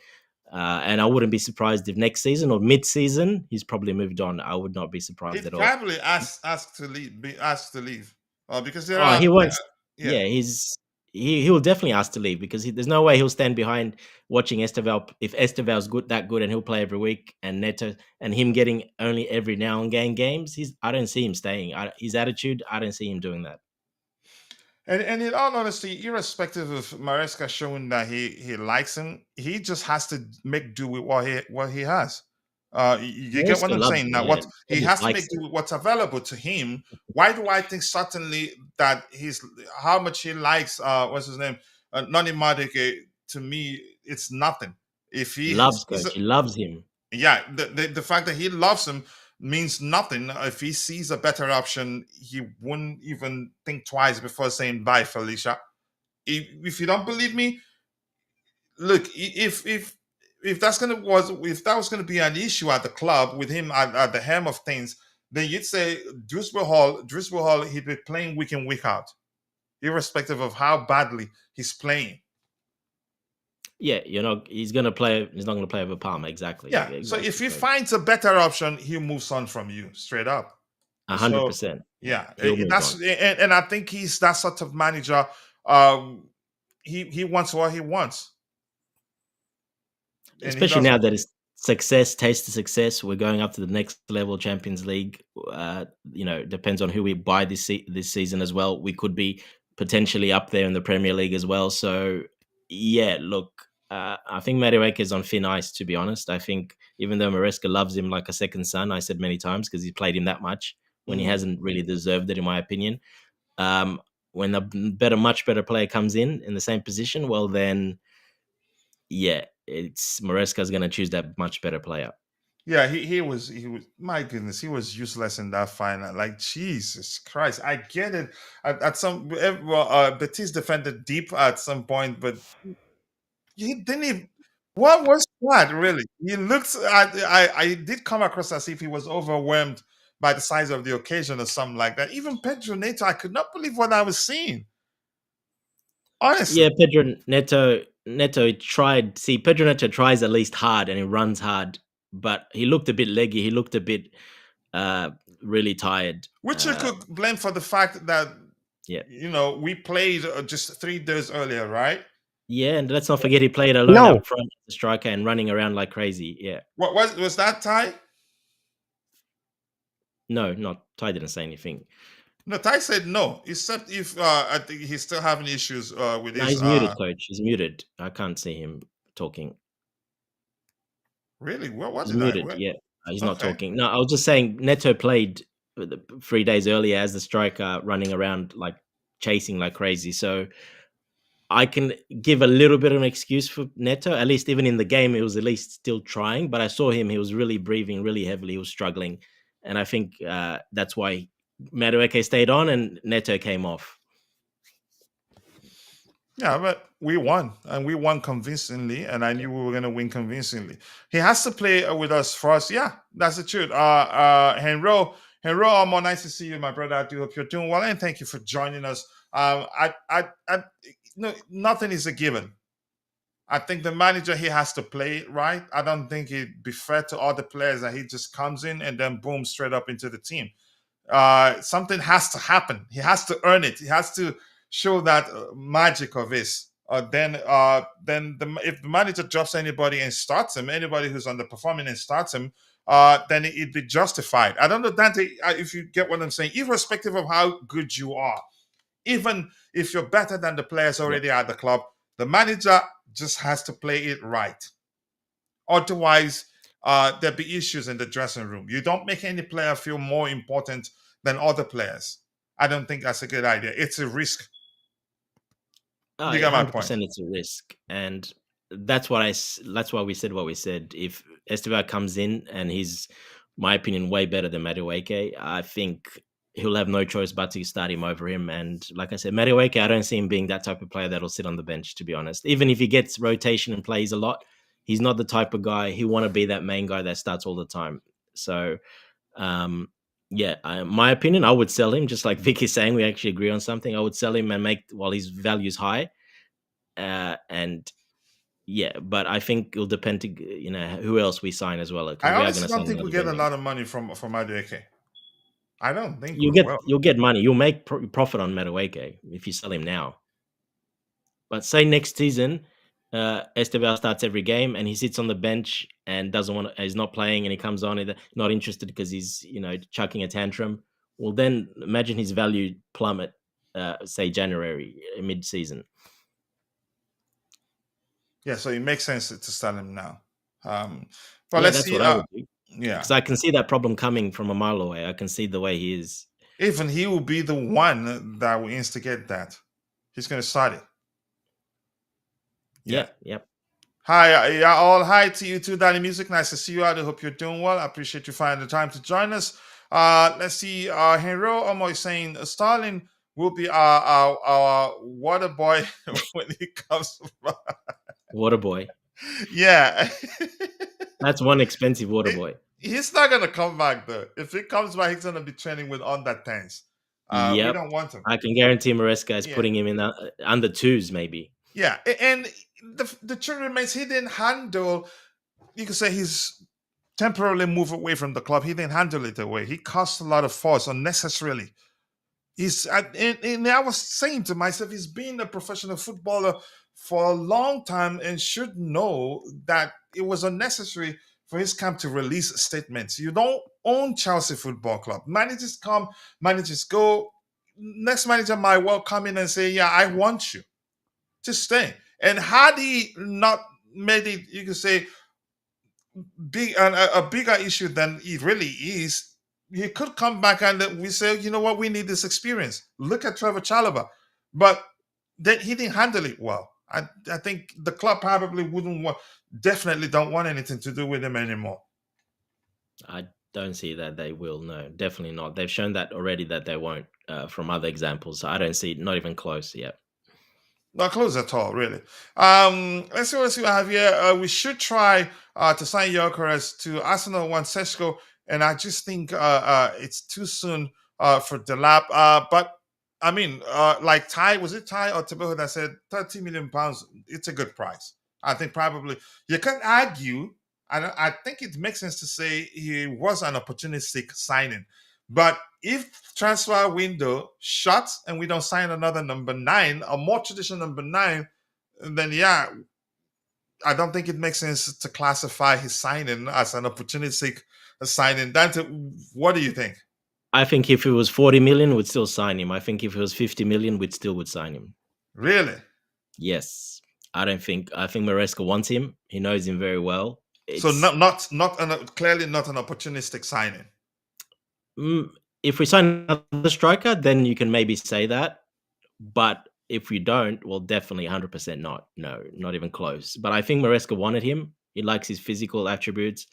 He said that in the press. I keep going with that. He wants that type of player. So they gave him that type of player, and he was available. And Maresca, we know he likes him already. Talked to him and played in the youth level for him and scored like ridiculous amounts of goals. So he's that type of player that Maresca needs, and he can do the role of Jackson to drop deep as well if he needs to, because he does that with Ipswich on the counter and on the transition. He's very good at it, but he's got the other side of the game that Jackson misses. So look, 100%, I think even if it was 40 million, we still buy him. Even probably 50 million, I think we still buy him, no problem, because he's not also the package is not expensive, so his salary is not high. So salary is not an issue. When you stretch that over 6 years, it's really nothing. It's like really low. So yeah, I still think they would have bought him even if it was more. So the whole thing about the deal, just perfect the way we like to operate these days. Yeah. But I think, like I said, my personal opinion, they would still bought him even if it was 40. I was going to ask you this: do you, to any measure, suspect that we're working on Gyokeres? Because Arsenal, they've shifted their focus to Šeško. Maybe except if Gyokeres is going to Manchester United, because his former boss, he's able to convince him, and United is still a big club. That's exactly what I was going to say. Manchester United could give him the salary he wants, much higher than we and they're still a big club. because they still got a lot of commercial revenue that comes in, so they can still do that. Plus, they're going to get rid of a lot of players probably. So Amarin would want a key player like that to pay him a bit more. 100%. I see him probably going to Manchester United, to be honest. That's where my personal opinion, I see him, that's where he goes. Yeah. So you don't think he's coming to Chelsea? Probably not. No, I don't think, I don't see it, to be honest. I hope I'm wrong and I hope we get surprised, but I don't really see it, to be honest. No. All right, thank you for that. I appreciate you saying that. Did he get the gold medal? That picture, Mudryk and Enzo Fernandez, I think the medal he had on his leg probably that of Enzo Fernandez. Because once you're banned, you're banned. Sorry, coach. Also, just before I got to go, my son just woke up. So no problem. I can round off. I don't have too much to talk about now, but thank you Take care, guys. for joining me. I appreciate that. All right, talk to you later. So listen. So I think that was Enzo Fernandez's medal. So I'm not sure, but he counts as one of the Conference League counts as one of the trophies he won because he was part of the competition. Yeah, Mudryk and Stalin need to go. I think Mudryk probably, I don't know, his case is complicated. I think first things first.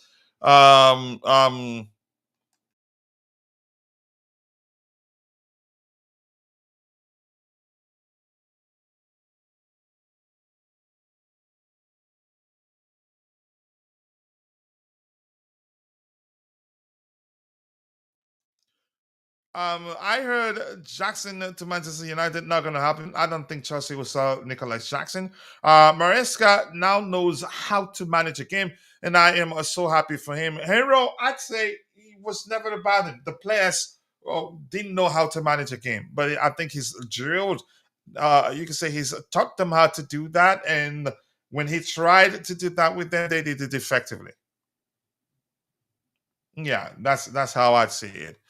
All right, keep dropping the likes on the stream. The likes do go a long way. Please sign Gyokeres. Let's see what happens. Seeing Mudryk's movement and body language before that Jackson goal, I was telling him immediately. Yeah, honestly, he wasn't. You can say he was absent. He did come across as absent-minded. He wasn't. It didn't look as he was. Didn't play as if that was the final.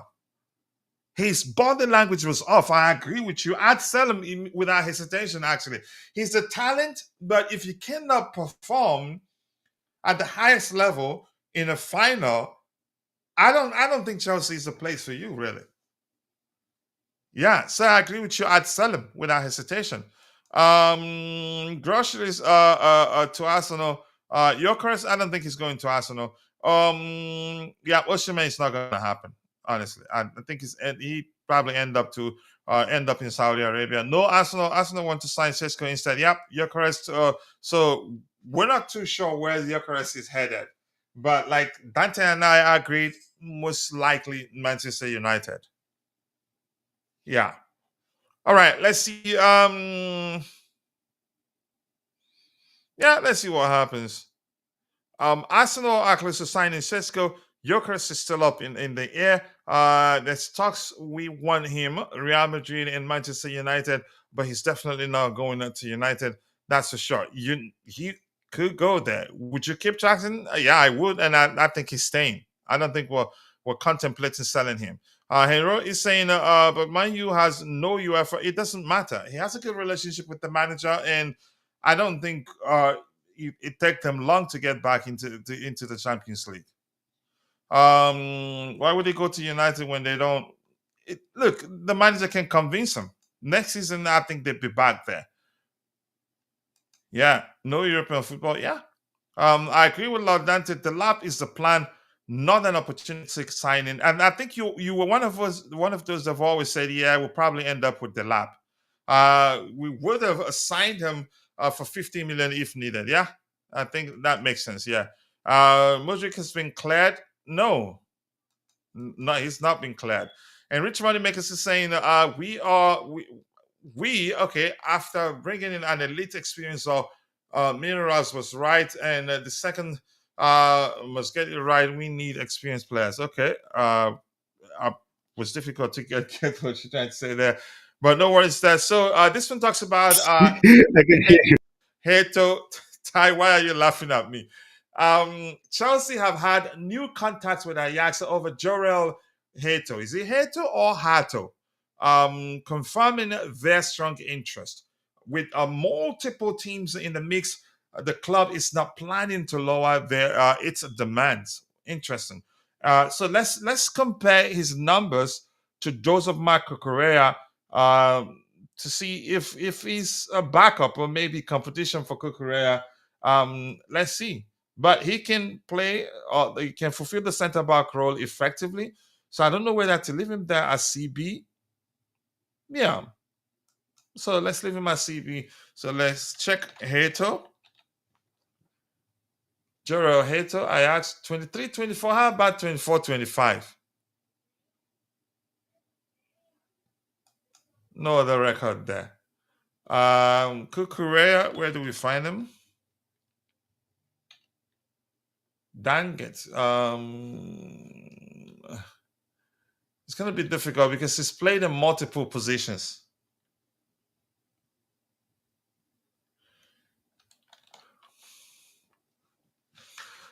How do I get this to show me? Okay, fullback maybe. I don't know whether I'll find Hato in the fullback position, but I'm just going to search anyway. Let me switch to fullback.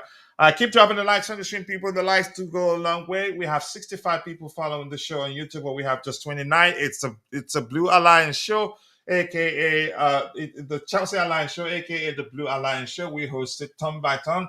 Next up, it will be on Tabejo's YouTube channel, All Ties. So fullback, let me check Cucurella. He will appear there. The question now is, will I find Hato there? Okay, Cucurella 24, 25. Okay. How about Hato? Will I find him? Yep, Jorel I Hato. could have sworn it's like the sound that you make when you're spitting. I thought that was what the name was pronounced as. Oh yeah. Oh, was that why you were laughing? Yes, yes, yes, yes. So Hato and Cucurella. Wow. Defensive actions, Cucurella more. Crosses slightly more, given he's played in advanced positions. Given the manager's his application on the pitch, given the manager's approach, but Hato ball carrying more, expected assists more. Wow, aerial duels percentage one. That's a success. A lot more than Cucurella duels. A lot more than Cucurella. And even though Cucurella, he's played a lot more.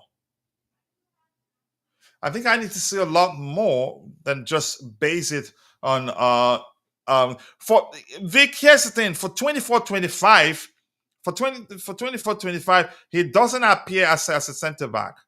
He appears as a fullback. For 23-24, he appears as a center back. He's a versatile player, which is exactly what we're looking for. So it's not a backup. I'd say this is more like competition, but it depends on the opposition. If we play against a position where we'd have to deal with a strong area of threat, so probably he starts. Um, For him to have a higher expected assist, maybe he'd be more suitable for the way Enzo Maresca plays than actually Cucurella. But I think it'd be a good signing for us. I hope we get the Delap across the line. We're serious. I'm not sure what the asking price is really. Mm. Go ahead. What are you saying, Ty? Yeah, I mean, I'm trying to remember if you were the one that said it. About Maresca liking versatile players. So I think Yeah, that's his thing. build. Yeah, he loves the build. Yeah, yeah, it was you, right? Because you said about left centre back and needing a left back. Yeah, that's true. Um, so I think it fits the bill. And you need those type of players. It's just unfortunate that we never really got to see that with Renato Vega, albeit it's kind of divided because he's a versatile player as well. But his versatility is one of the reasons why he wanted to leave, which is kind of funny to me. So yeah, but it all depends on what happens and what the price is. But What is the asking price? That's one thing I don't know. Let me see if I can find it. because it's important to know, because this report by Rudy Galetti, he said nothing. He just says they're not budging in terms of their asking price. Well, how much is it? He hasn't said. 20, this is saying 20 pounds, 24 to 26 million euros. 26 in this market, that's not bad. This I'm surprised. Oh, then again, he's young, probably that's why. But I'm shocked because you don't usually see those price tags these days. It's a rarity. Why does he look like a former Dutch fullback that plays for Oh, West I Ham? was about to say that. You know who I'm talking about, right? Oh gosh, man, talking. He looks like him. Oh, jeez. We after okay, I think we've addressed that one there. If Gyokeres goes to United, a great deal for United. But let's see. I'm not sure where he ends up. DJ, Swoop! Big up DJ, nice to see you. Welcome to the Chelsea Alliance Show, aka Blue Alliance Show. A community, you could say a group of like-minded, differing opinions, which is natural. If we all agree, we shouldn't be starting such. But when the facts is on the table, usually a lot of people agree. Yeah, it's called the Chelsea Alliance Show, aka the Blue Alliance Show. We take turns to host the show, but the plan is very soon to start something that we stream simultaneously on all our respective YouTube channels. It will continue to grow. It's a big project, and we're not giving up. We've been pushing, even when we don't have time. We'll find ways to host it. Hato was CB last season, but played as fullback this season. Yeah, that's which is why I couldn't find him as CB for 24-25. But he's versatile, very, and I think he's a good player. Let's see, Kukurea being the best left back in the league by far. Arsenal fans think it's Skelly. No, Kukurea is a much better defender than him. Kukurea has a lot to offer. The one small, you could say, what's the word I'm looking for? Weakness. He's not the most gifted dribbler. But even at that, as long as there's a slight space, the slightest of space he finds, he still orchestrate an excellent pass. Branthwaite is one to look out for as again as an option in this window. Hato talks also on the way. Gyokeres could be our next striker option. He wants a Champions League football, so something we can offer. Yeah, Ty, we've heard that his Gyokeres is definitely going to leave a Sporting CP, but we're not sure where he's headed. Yep, that's the thing. And that's the thing. I think I heard you guys mentioning it earlier as well. The thing is, and a lot of people are saying, especially in the community, that there's a free run apparently presently for him because Arsenal are targeting Sesko. You have what's the other team? Oh, you have Ekitike who is being targeted by Liverpool. So they're saying that nobody is really targeting him, and nobody overall is targeting him. So the people are saying there's a free run, but the problem is also going to be the his salary because he obviously he's not earning the greatest amount at Sporting right now. It's not low, it's not too low, but it's low, and there's something about him wanting in excess of 200 thousand. So that will pose a threat And to he Chelsea. doesn't he has good options or plenty of options on the table, so it's not like Yeah, he has only a few options. yeah. So I mean, another teams can come in him. I mean, come in for him because the window isn't really open to its fullest yet. So I mean, a lot can happen, and the market will be a very long one. So you have to see what happens. But yeah, I mean, people are saying there's a free run because currently there's nobody linked with him, and links don't really mean anything because a person can just come in for a player just like that without being linked with them prior. So can't really buy into that. But yeah, a lot of people would want him because of that reasoning alone, and he's older, experienced. Don't want any other young striker because we already have a bunch of young strikers already, according to them. Yeah, I would have loved I would have loved us to sign I'd love to see him at Chelsea, Gyokeres, but I don't know the possibility. But we'll wait and see. Dieter, thank you for that update. A big up to you. Hero is saying, what about Osimhen? I'm gonna say this. I can't stop saying it. I have reservations, which is a different argument altogether. I've told people I have never believed for once that Osimhen wanted to come to Chelsea, even last transfer window, even when there were rumors that we were on the verge of sealing the deal. And the rumors that did suggest that we were on the verge of sealing the deal only emerged after his potential move to Saudi fell through. And something I've also told people is this: if Osimhen was serious about coming to Chelsea, why was he entertaining the offers from the Saudi to the extent that he had to actually ask for them to go make adjustments to the deal they had on the table for him? And I'm going to say what I said at the time, that I think he actually was using us to get a lot more money from the Saudis, and then it backfired spectacularly. He's Nigerian. If Benin, correct me if I'm wrong to be precise, the money first. The money first. He never wanted to come to Chelsea. Whether, even if he was, indeed, Chelsea was he supported Chelsea from the time he was in his mother's womb. The truth remains, look, he he puts food on the table for a lot of people, not just his immediate family. I'd be shocked if Osimhen ends up at Chelsea. I think he eventually would be Saudi Arabia, and I don't think he'd risk missing that opportunity again, because Saudis, they're able to attract younger players. If he misses that opportunity right now, I don't think it will happen again, and he will regret it. That's just my opinion anyway, but we'll see where he ends up. I don't think he comes to Chelsea, and I have Josh in the house to just speak up to you, and thank you for finding the time to join us. I have looked for you on Instagram, actually, because you're one of the first to like my posts on Instagram. So I was thinking the other day, I think it's about time I reach out to see how you're doing. That has been a minute. Hopefully the case is that you've been busy. If that's the case, happy for you. Bills don't pay themselves, and I understand it. But nice to see you once again, brother. Hope you're doing well. I cannot complain. I'm well. After moving across states, it took a while. I'm still actually not properly, haven't settled down properly. There's still a long way to go. Timing of everything seems off to me. My body clock successfully reset to sit where I'm living right now, but all the things, I can't wait for them to fall in place to allow me to stream consistently and do things the way I should do. But nice to see you once again. I do hope you're doing well. Gyokeres wants a jump from 45 to 200. That's like 150% plus increase. Wow, that's interesting. And I don't blame him.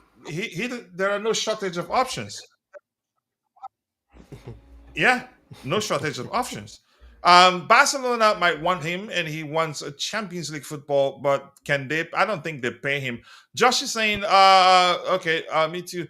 He can play that cooker role. Okay, you're talking about Hato. Okay, yeah, you can say he has probably a good competition for Marco Correa. But yeah, better, way better aerially, way better in terms of dues success, way better in terms of expected assists. Kukurea edges him slightly in terms of crosses, but yeah, he's played in a more advanced role at Chelsea. Defensive actions, Kukurea much better defensively.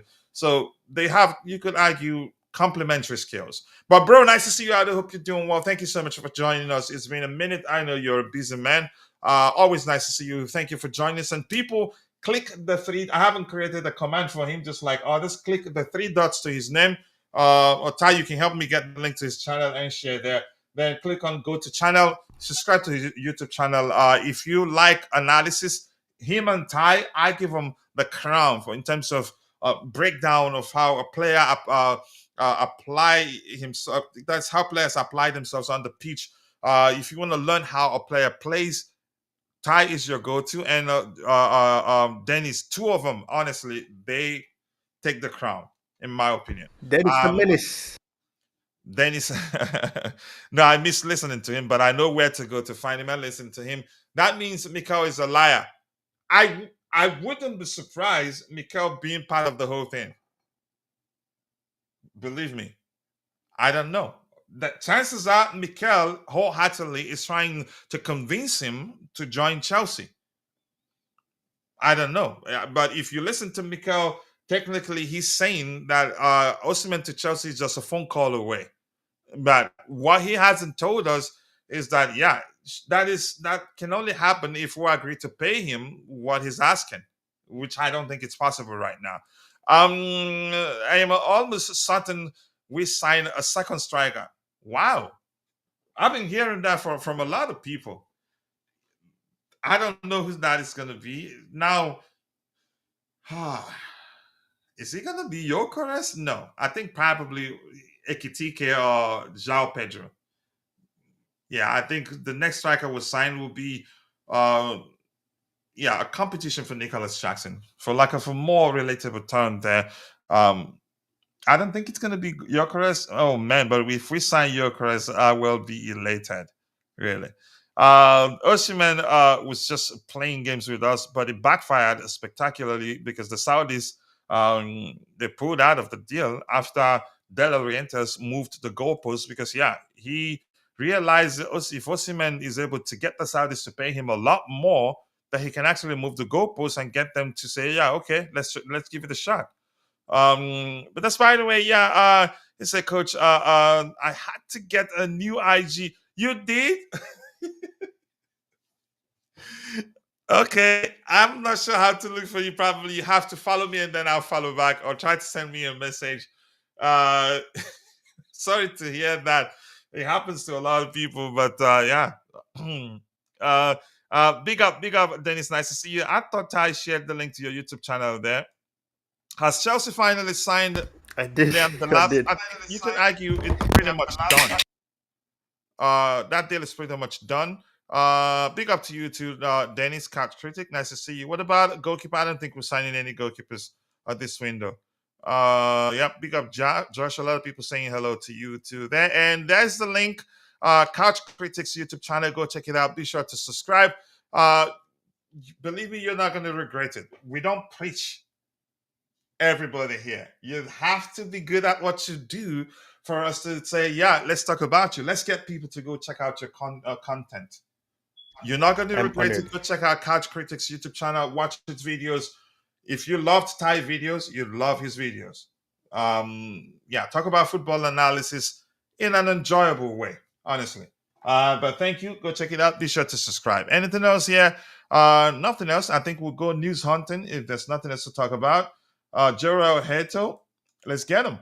Update with Hugo Ekitike. A meeting was held between Chelsea and his agents.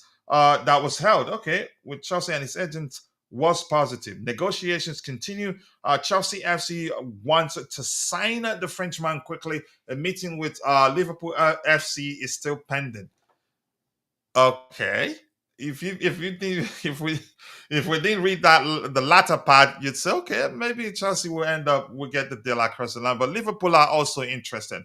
But if they're asking for a lot of money, and Liverpool, if they spend 105 on Florian Weiss, I think probably they'll pull out of the deal.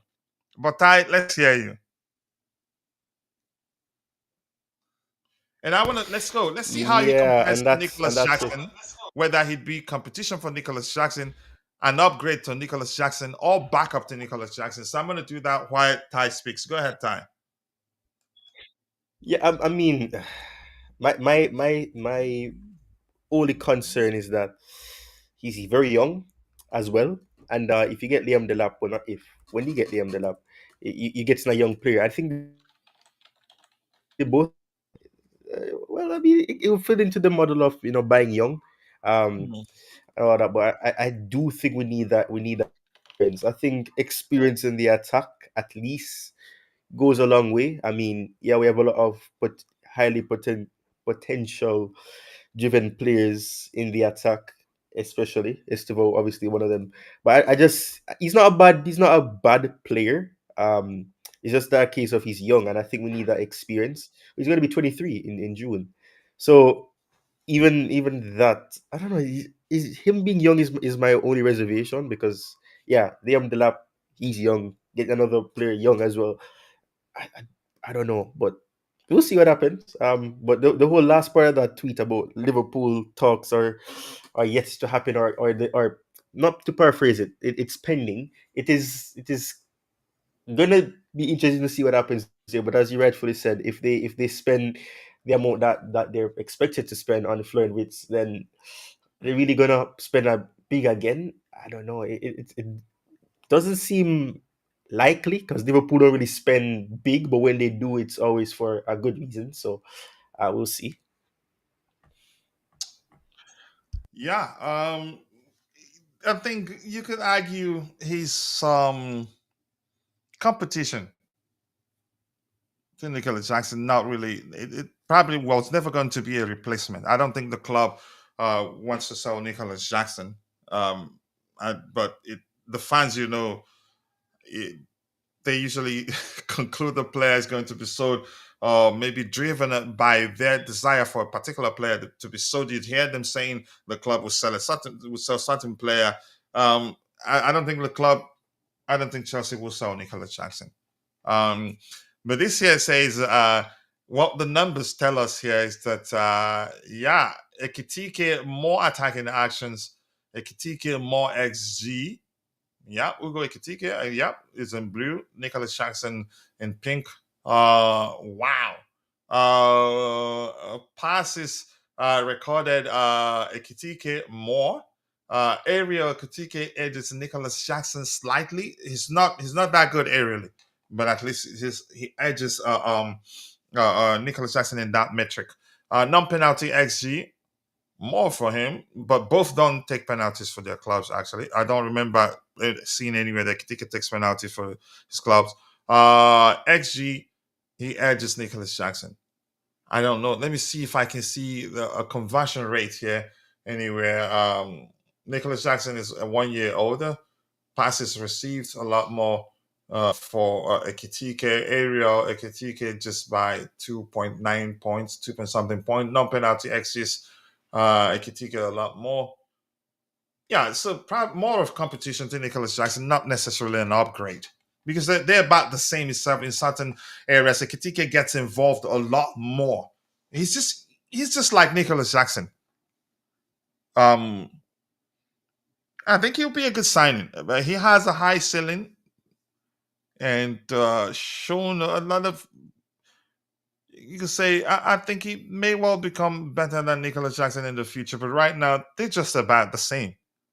Honestly, you could argue it'd be right for some people. Now, take those that have said that he's just a more expensive version of Nicholas Jackson. I think that's about right, but I think he has higher ceiling than Nicholas Jackson.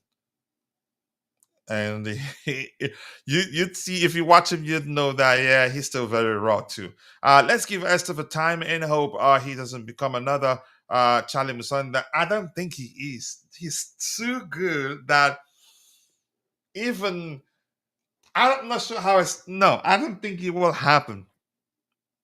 I don't think it will happen. He's broken all sorts of records. It's consistently been in an upward trajectory. Broken all Neymar records. I'm not concerned really. And I've seen him play too. I'm not just basing my judgment of him is not driven solely by comps. I've watched him play 19 minutes. And for Ancelotti to have invited him for the Brazil national team or senior team assignment, for me, that says a lot. And I've told people, for me, we actually signed the better of the two players, him and the one that went to Real Madrid. But that's why I want to hear Ty speak about Ekitike and whether he thinks his competition for Jackson upgrade, maybe backup, not backup. I think more of competition. Liverpool may fool everyone and get Gyokeres. He would be cheaper than Ekitike. Ooh, we haven't heard much about Liverpool looking to sign any striker. Chances are they could pull that off.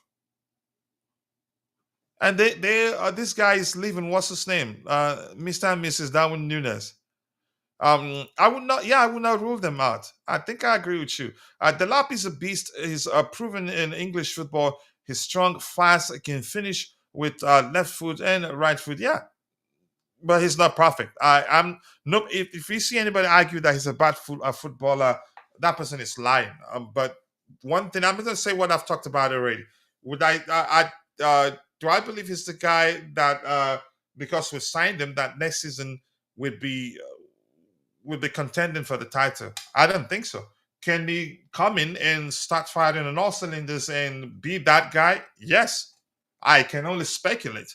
But if going by his output at Ipswich, which I have to say it's important to compare his output in terms of goals to the volume of goals, chances created for him, which I haven't done. So it'd be disingenuous to just say, yeah, definitely he's gonna no. Yeah, I think he would do well at Chelsea. Plus, he's built for the Premier League, but the truth remains he's not quite there yet. But you never know. Next season might be the year he gets there. Just like a few years ago when Sporting CP they were asking for 100 million for Gyokeres. I was one of those that said don't pay that much money. He's a good player. If you want to sign him, 100 million is just too much. Even now 100 million is too much, but the asking price is a lot less. So my point is Delap is a talent. He's still a potential, just like Benjamin Sesko is a potential. You never know what's going to happen.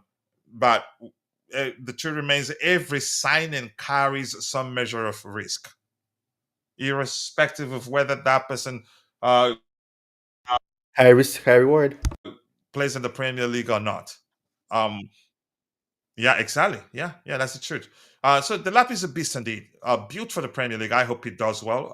That will go a long way for us. The good thing is that we still have Nicholas Jackson. We still have him, and chances are we'd sign one more striker. And that's why we're Chelsea Football Club. We have numbers. Ekitike is exactly like Jackson. Let's go with a swap. I'd rather we have them both. We have numbers. We need the numbers, bro. We need both. Compete. Maybe Ekitike is that competition that Nicholas Jackson needs to get better, because that's something that's common with humans. Without competition, you take things for granted. Because you could argue Jackson probably feels like he's in the prime. Complacency. Yeah, complacency, exactly. That's the most correct term to use to qualify the situation I was trying to explain. So Nicholas Jackson, chances are, if Ekitike comes in, he'd become a lot better, knowing that whenever he's on the pitch, he'd know that there's somebody there waiting, locking, and that can come in, do an equally good job, or maybe an even better job. That's enough to make someone do better under pressure. So I don't think the club is looking to sell Nicholas Jackson. If they do, I'm not going to complain. But I think we'd be better off keeping him, even if we sign Ekitike. Let them compete, and Jackson will become a much better player.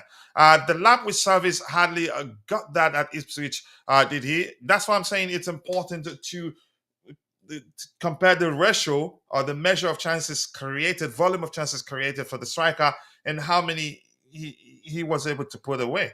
And I think Dante said he's looked at it. He's more efficient in front of goal than Nicholas Jackson, and I'm not surprised. And here's the thing: off the bat, something he has over Nicholas Jackson, and something we've talked about here on Chelsea Perspective a lot of times, is that Jackson doesn't shoot instinctively, and you need that from your striker. Delap does that. Left foot, right foot. The SI. Yeah, exactly. Go ahead, Ty. Were you saying something? It's the dance. Left foot, right foot. Well, yeah, doesn't possess that sometimes. I mean, well, the goal that Jackson scored, I think he hit his shoulder and went in. I don't even think he hit his head. I think it hit some part of his body I think it's his other chest, than his head or something close to like his that. Yeah. But Yeah, you his give him chest. credit for being at the right place at the right time. At least that's enough. Yeah, I was shocked. Because usually you just see he doesn't even try. So I was shocked. Yeah, I mean, they didn't cancel the goal, did they? No, they didn't. So let's take it. I'm happy for him. So yeah, does everyone know that Palmer, Noni, and Delap alone are playing together for England? Yeah, that's the question. If they play together for England, I'd say yes. Houston, let me stick with they've played together under Enzo Maresca, haven't they? Whether they did play under him at the same in the same period during the same period or not, but they've all played under him, which was why I said it's just like Thanos getting the 3 stones. Ty, were you saying something? Oh, okay. The analogies. I was going to use a similar analogy with the Thanos thing. I mean, the three players obviously played under him Lavia too. at youth level. Yeah. Yeah, you're right. Lavia. The only thing is that Lavia isn't English. That's the only thing. So that yeah, but I think aren't they the same age? Isn't Nani Palmer and Delap the same age or something like that? 22 or They're is all the same, Nani same 20? age bracket.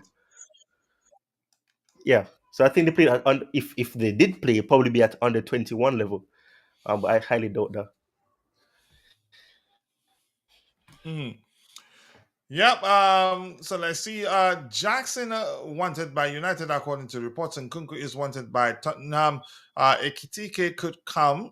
Chelsea with Mudryk going as part of the deal on a loan. And I know Chelsea likes Mudryk. I don't. We shouldn't sell Jackson to Manchester United. We shouldn't even sell Nkunku to. We should sell Nkunku to Tottenham. Honestly, I just don't want that to happen. But that's my opinion anyway. Okay. Be careful for what you wish for, because it sounds like you want 3 players for one position. No, I don't want that. No. But competition is good. Okay, let me pay attention to what you're saying there, Wesley. Let's pay attention. Okay, 3 players for one position. You mentioned Jackson, Delap, and Ekitike. No, Delap is unique. The lap is more of a traditional number 9 than the other two. The other two are more like hybrid number 9s. Or maybe you can argue you can get the lap, you can utilize the lap as a traditional number 9, but the other two you just cannot, in my opinion. I understand where you're coming from. Ekitike, more of a competition, or however you want to see it, he's more of a Jackson type of player than the lap, if you get my point. That would be great. A bad harmony. I like that. We have already left these with bloated squad. Okay, let's say this. Now we've signed the lap already. If you get Ekitike, that's it, right? Nkunku will leave. Joao Felix will most likely leave. I'm not too sure. Margu will leave. 3 players will leave. I don't know, but I get your point there. We have tons of games to play too, in my opinion. I think rotation will go a long way. Just like you can say, we benefited from rotation this season. But I get your point. It's a huge risk if they're all playing in the same position. But I think the difference is that we can actually have the lap and one of Ekitike or Nicholas Jackson. That is, if we have the 3 of them at the club, because the lap can operate as a traditional number 9, the other ones as a second striker and can play on the flanks too. But that's just my opinion anyway. We don't need Ekitike, but the club thinks we need them. 2 players for each position is enough. 3 creates a problem. That's the truth. And harmony and bad energy in the changing room. We have lived there. We've been there before, too. Ekitike, I mean, we don't need them. The club thinks we need them. Correctly, I said Palmer, Nani, and Delap played. But you had the question mark. Ty, didn't that? But the other comment. Exactly. Yeah, you had the Exactly. question mark. Unless I forgot what the rules of what English language is. It was a question mark. It's only like Yeah. you're asking. Yeah, that you had the question mark, Wesley, so that made the difference. Yeah. Johnson and Ekitike are 9s. They're all 9s, but different profile of 9s. Is the lap a hybrid number 9, Ty? The lap can play wide. That's the thing. The lap can also play wide. So I Which means think that 3 of them would be the same. yeah. If the lap can play, is also a hybrid number 9, then 3 of them is the same. The only difference would be that he offers more physicality than the other strength than the other 2. So maybe if the lab can also operate as a hybrid number 9, maybe the plan would be to also let Nicholas Jackson go. But I don't think the club will sell Jackson. I don't think so. But I'm all for my club going for an upgrade. If the player we have isn't doing well and we feel like we can do better than that player, let's do whatever we need to do. That's the same thing that Pep Guardiola does. It doesn't matter how much they paid for you or who you are. If he feels like he can do better than you, you're gone. None it just isn't good enough for us. I'd say the same too. Two players for every position. I think that's ideal. That's ideal. I agree with you, That's Wesley. dangerous, though. That's It, dangerous, though. it's also dangerous in some way, yeah. But Exactly. here's Look where at what happened. yeah, go ahead. Yeah, but look at what happened. Well, nobody could have foreseen that, but I mean, these days it happens a lot in football. We had quote unquote three strikers, although Nkunku is not a striker, but you play him up there. He was injured, But and do then you you know had also. in an interview he did say he sees himself as a striker? But Maybe that's he's the next thing. confused himself. He is confused. I think he was going through some identity crisis because he said, "I remember yeah, he said I'm a striker. I'm going to be competing with Holland." And then boom, he gets injured the whole season, and then he changes and say, "Oh, no, I can play anywhere. I can play as a 10." Yeah, because that no space again in the position he prefers to play in. Yeah. Where's Vince? Yeah, Okay, there you go. Let me see if anything new has emerged. Go ahead if you were saying something, Ty. yeah, but the thing is, two players would be ideal, but I think in this day and age, you need more than one. And plus, we're playing more competitions next season. I think people need to remember that as well. So you need as much squad depth. And uh, let with fear of sounding like Bobby, I'll just say this.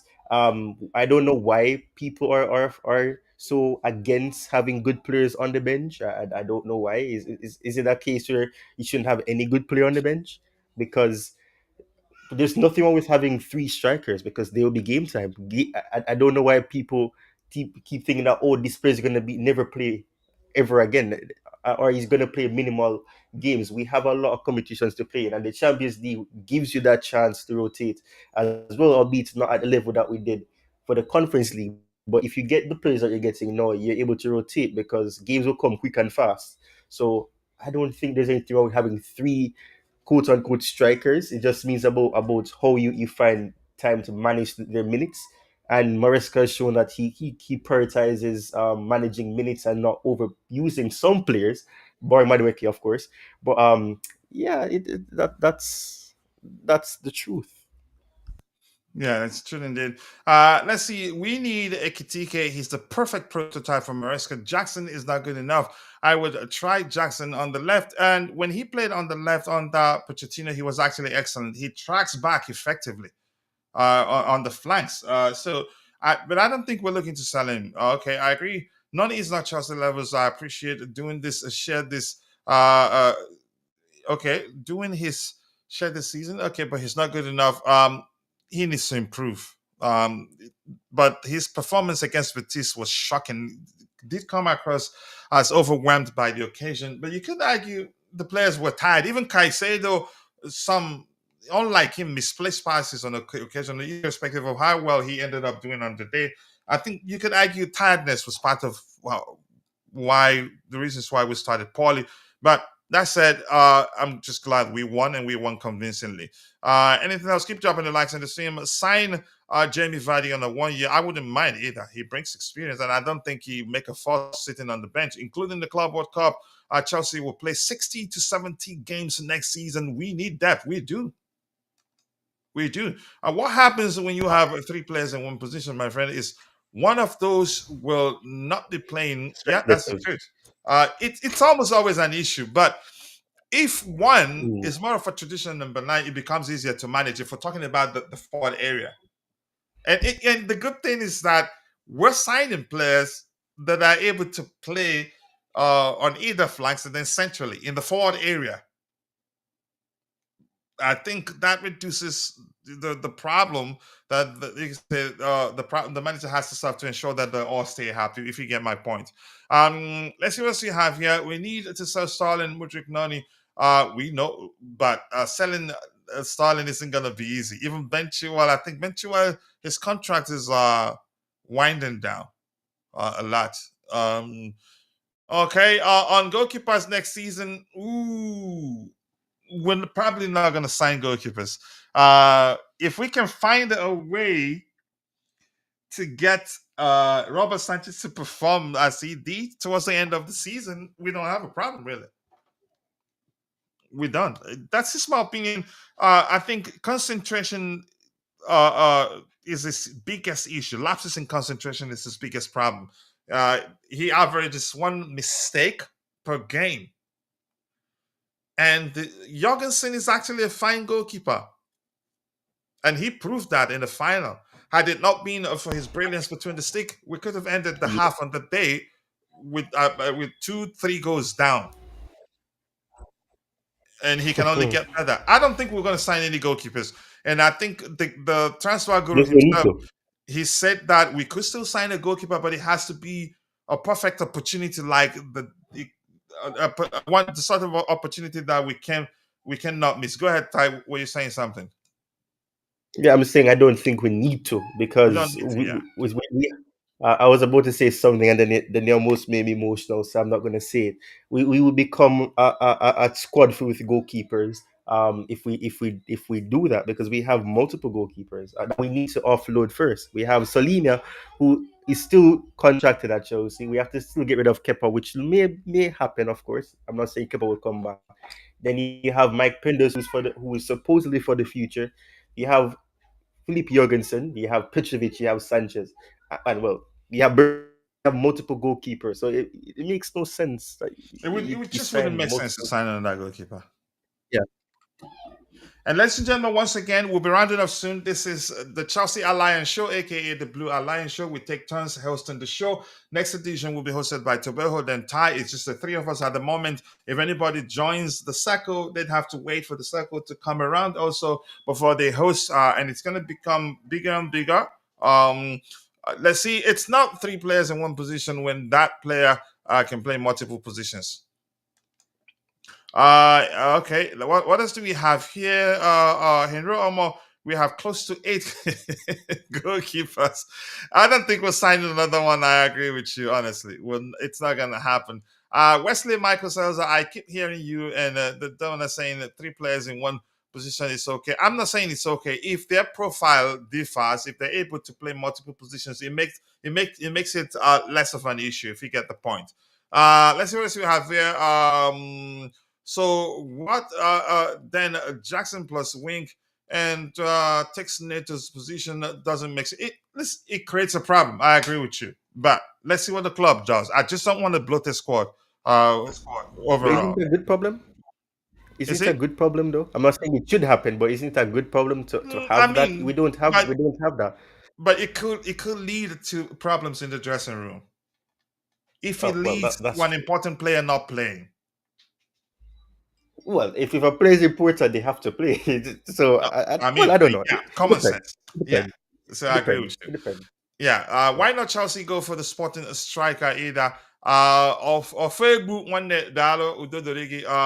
I'm not sure why. We're not sure where he's headed, but DJ did make a point. Chances are he ends up at Liverpool or Manchester United, even Real Madrid. We're not sure what's going to happen, but certainly he's going to leave Sporting CP. Where he's headed, I don't know really. I don't know if he ends up at Chelsea. I don't know really. Festus Nimitiam Matthew, we just need a good finisher. Most games don't give most chances. Okay, yeah, we need to be efficient in front of goal. A lot of clubs are politics when it comes to goalkeeper. Yeah, you can argue. So I'm going to scroll to the very bottom and then I'll try to get to subsequent contributions in the chat. Anything else? Yeah. So Ben Roberts decided to send Petrovic on loan. Is it? I don't think it happens. I don't know what's going to happen with Petrovic. Isn't it? What's the French club interested? And he's open to joining them. You can argue if he doesn't get a chance at Chelsea, he probably ends up joining them on a permanent. Petrovic is miles clear of Sanchez. You could say that. Yeah. Not. You could actually numbers say he's better. He's had a better season than Sanchez and all our goalkeepers actually. Yeah. I remember producing a YouTube short on that actually. Still believe we're getting another striker. Okay, a lot of people say that. So basically, we are on two sides. Some of you want 3. Listen, it's not what I want doesn't matter. What the manager knows he can handle is what matters, really. Personnel. when we had a bloated squad, it was an issue. I'm not debating that with you. I'm just maybe trying to make sense of the players we're looking to sign. And what's been Robert's relationship with Maresca? I don't know really. I don't know. What's his relationship type? Ben Is it? Roberts has more power to call who plays in goal than Maresca. Okay, in terms of his job. But you're saying you did ask it like it's a different thing. Okay, but that's by the way, Ty. You wanted to say something. Let's hear you, Oh my Ty. goodness. Uh, Wesley's killing me. Wesley's Oh, I mean, killing me it's with fun. the comments. He's asking But questions like a teacher. All right. yeah, yeah. Rhetorical question. Ben Roberts is one of the head persons in the goalkeeping department. So yeah, but it didn't occur to me he was asking about his job at Chelsea. But that's by the way, that's okay. Then let's see anything else we have to address here. Anything else? Yeah, there you go. Petrovic right here. Ekitike news, we've addressed that. According to L'Equipe, Jarrad Petrovic is a target of AS Monaco, who had publicly expressed their interest to sign a new goalkeeper this summer. Petrovic is also open to remove. However, Chelsea's 25 million valuation could prove an issue. We bought him for 11 million, right? Or so. I think it was 11 million from MLS side, what they called. But I think Chelsea would. I don't know if we want to keep him. I'm not sure what's going to happen. Let me not just say that now. Okay, Tottenham have inquired about Christopher Nkunku. He's open to staying in the Premier League, but would welcome a bid from Bayern, according to Ben Jacobs. I don't think Chelsea will ask for a chicken change. They're going to ask for a lot of money. Tottenham, would they be able to pay? I don't know. So I'm not sure what's going to happen. Anything here? Let's see if anything new has emerged. Ty, anything else you want to talk about? This says that Chelsea to ask Liam Delap to put Club World Cup ahead of England. Wow, wow! Uh, It's like it's like asking a person who's in a part of the army. Are you gonna put your country over over your job?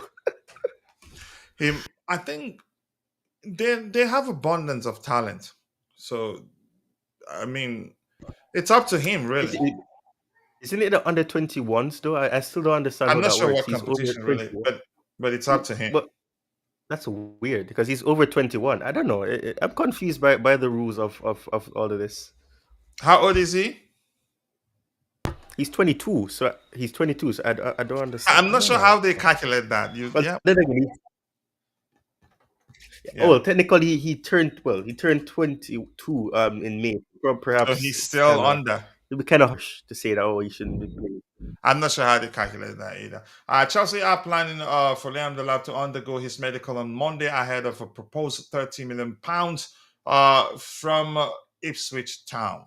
The deal is done. So nothing new has emerged. Manchester United have expressed their interest in completing a surprise summer move for Nicholas Jackson. I don't think it happens. Why do I say that? He's still on the 1,000-year contract, right? Chelsea are probably going to ask for 100 million. They're not going to be in a hurry to sell him. They're not going to be. And the source himself is actually suspect. Like, it could be Jackson sponsoring that for Chelsea to not, you can say, I'm not sure how else to say it, but let's see. Dastan has got some beautiful goals. I want to watch that kid 90 minutes. Nothing else here, Ty. We've covered everything we have lined up. Anything else you want to talk about, Ty, Yep. before we call it a day? No, I think you've discussed everything and abundantly. So so I think yeah. All right, thank you so much. It's been an excellent discussion today. Thank you for joining us. We had a Fable Victor in the house. Wesley, we appreciate a lot of what's the language I'm looking for? Constructive contributions there. Next subject, Andrea Santos. I think he comes back. He comes back. We have to run now, bro. The Demona, thank you for joining us. Keishan, my New York bro, thank you for joining us. Who else was here? Rich Moneymaker was also here. The captain of the community, Constantine Dante, was also here. And Roho Moore. And if I missed your name, apologies. I'm only human. See you guys next time. God bless us all and cheers.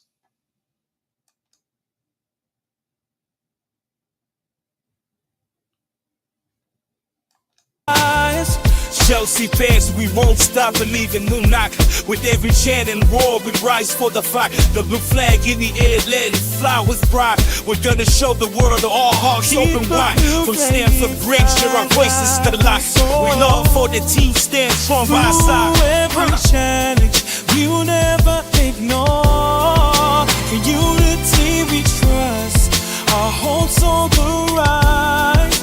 Chelsea spirit shines, bright lights up the skies. And if a cowboy said, for Europe does, and then with a love this storm, every foe's Estevao, and there was a strife. How you, my heart, keep the blue flame inside like we soar. Through every challenge, we will never ignore. In unity we trust, our hopes on the rise. Chelsea spirit shines, bright lights up the sky.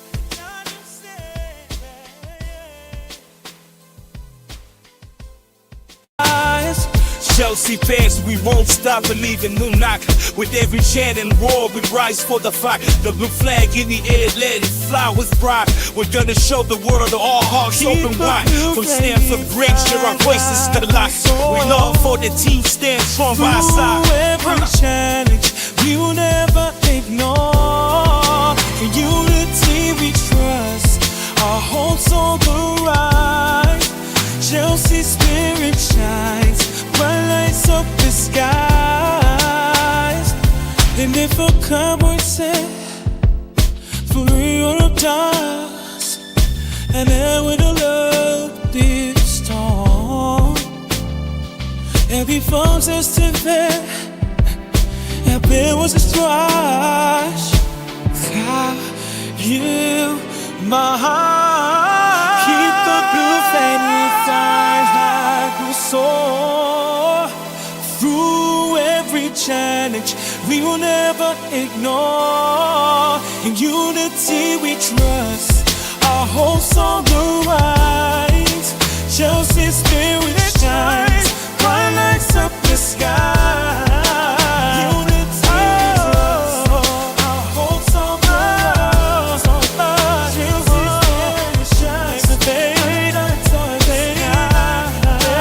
Keep the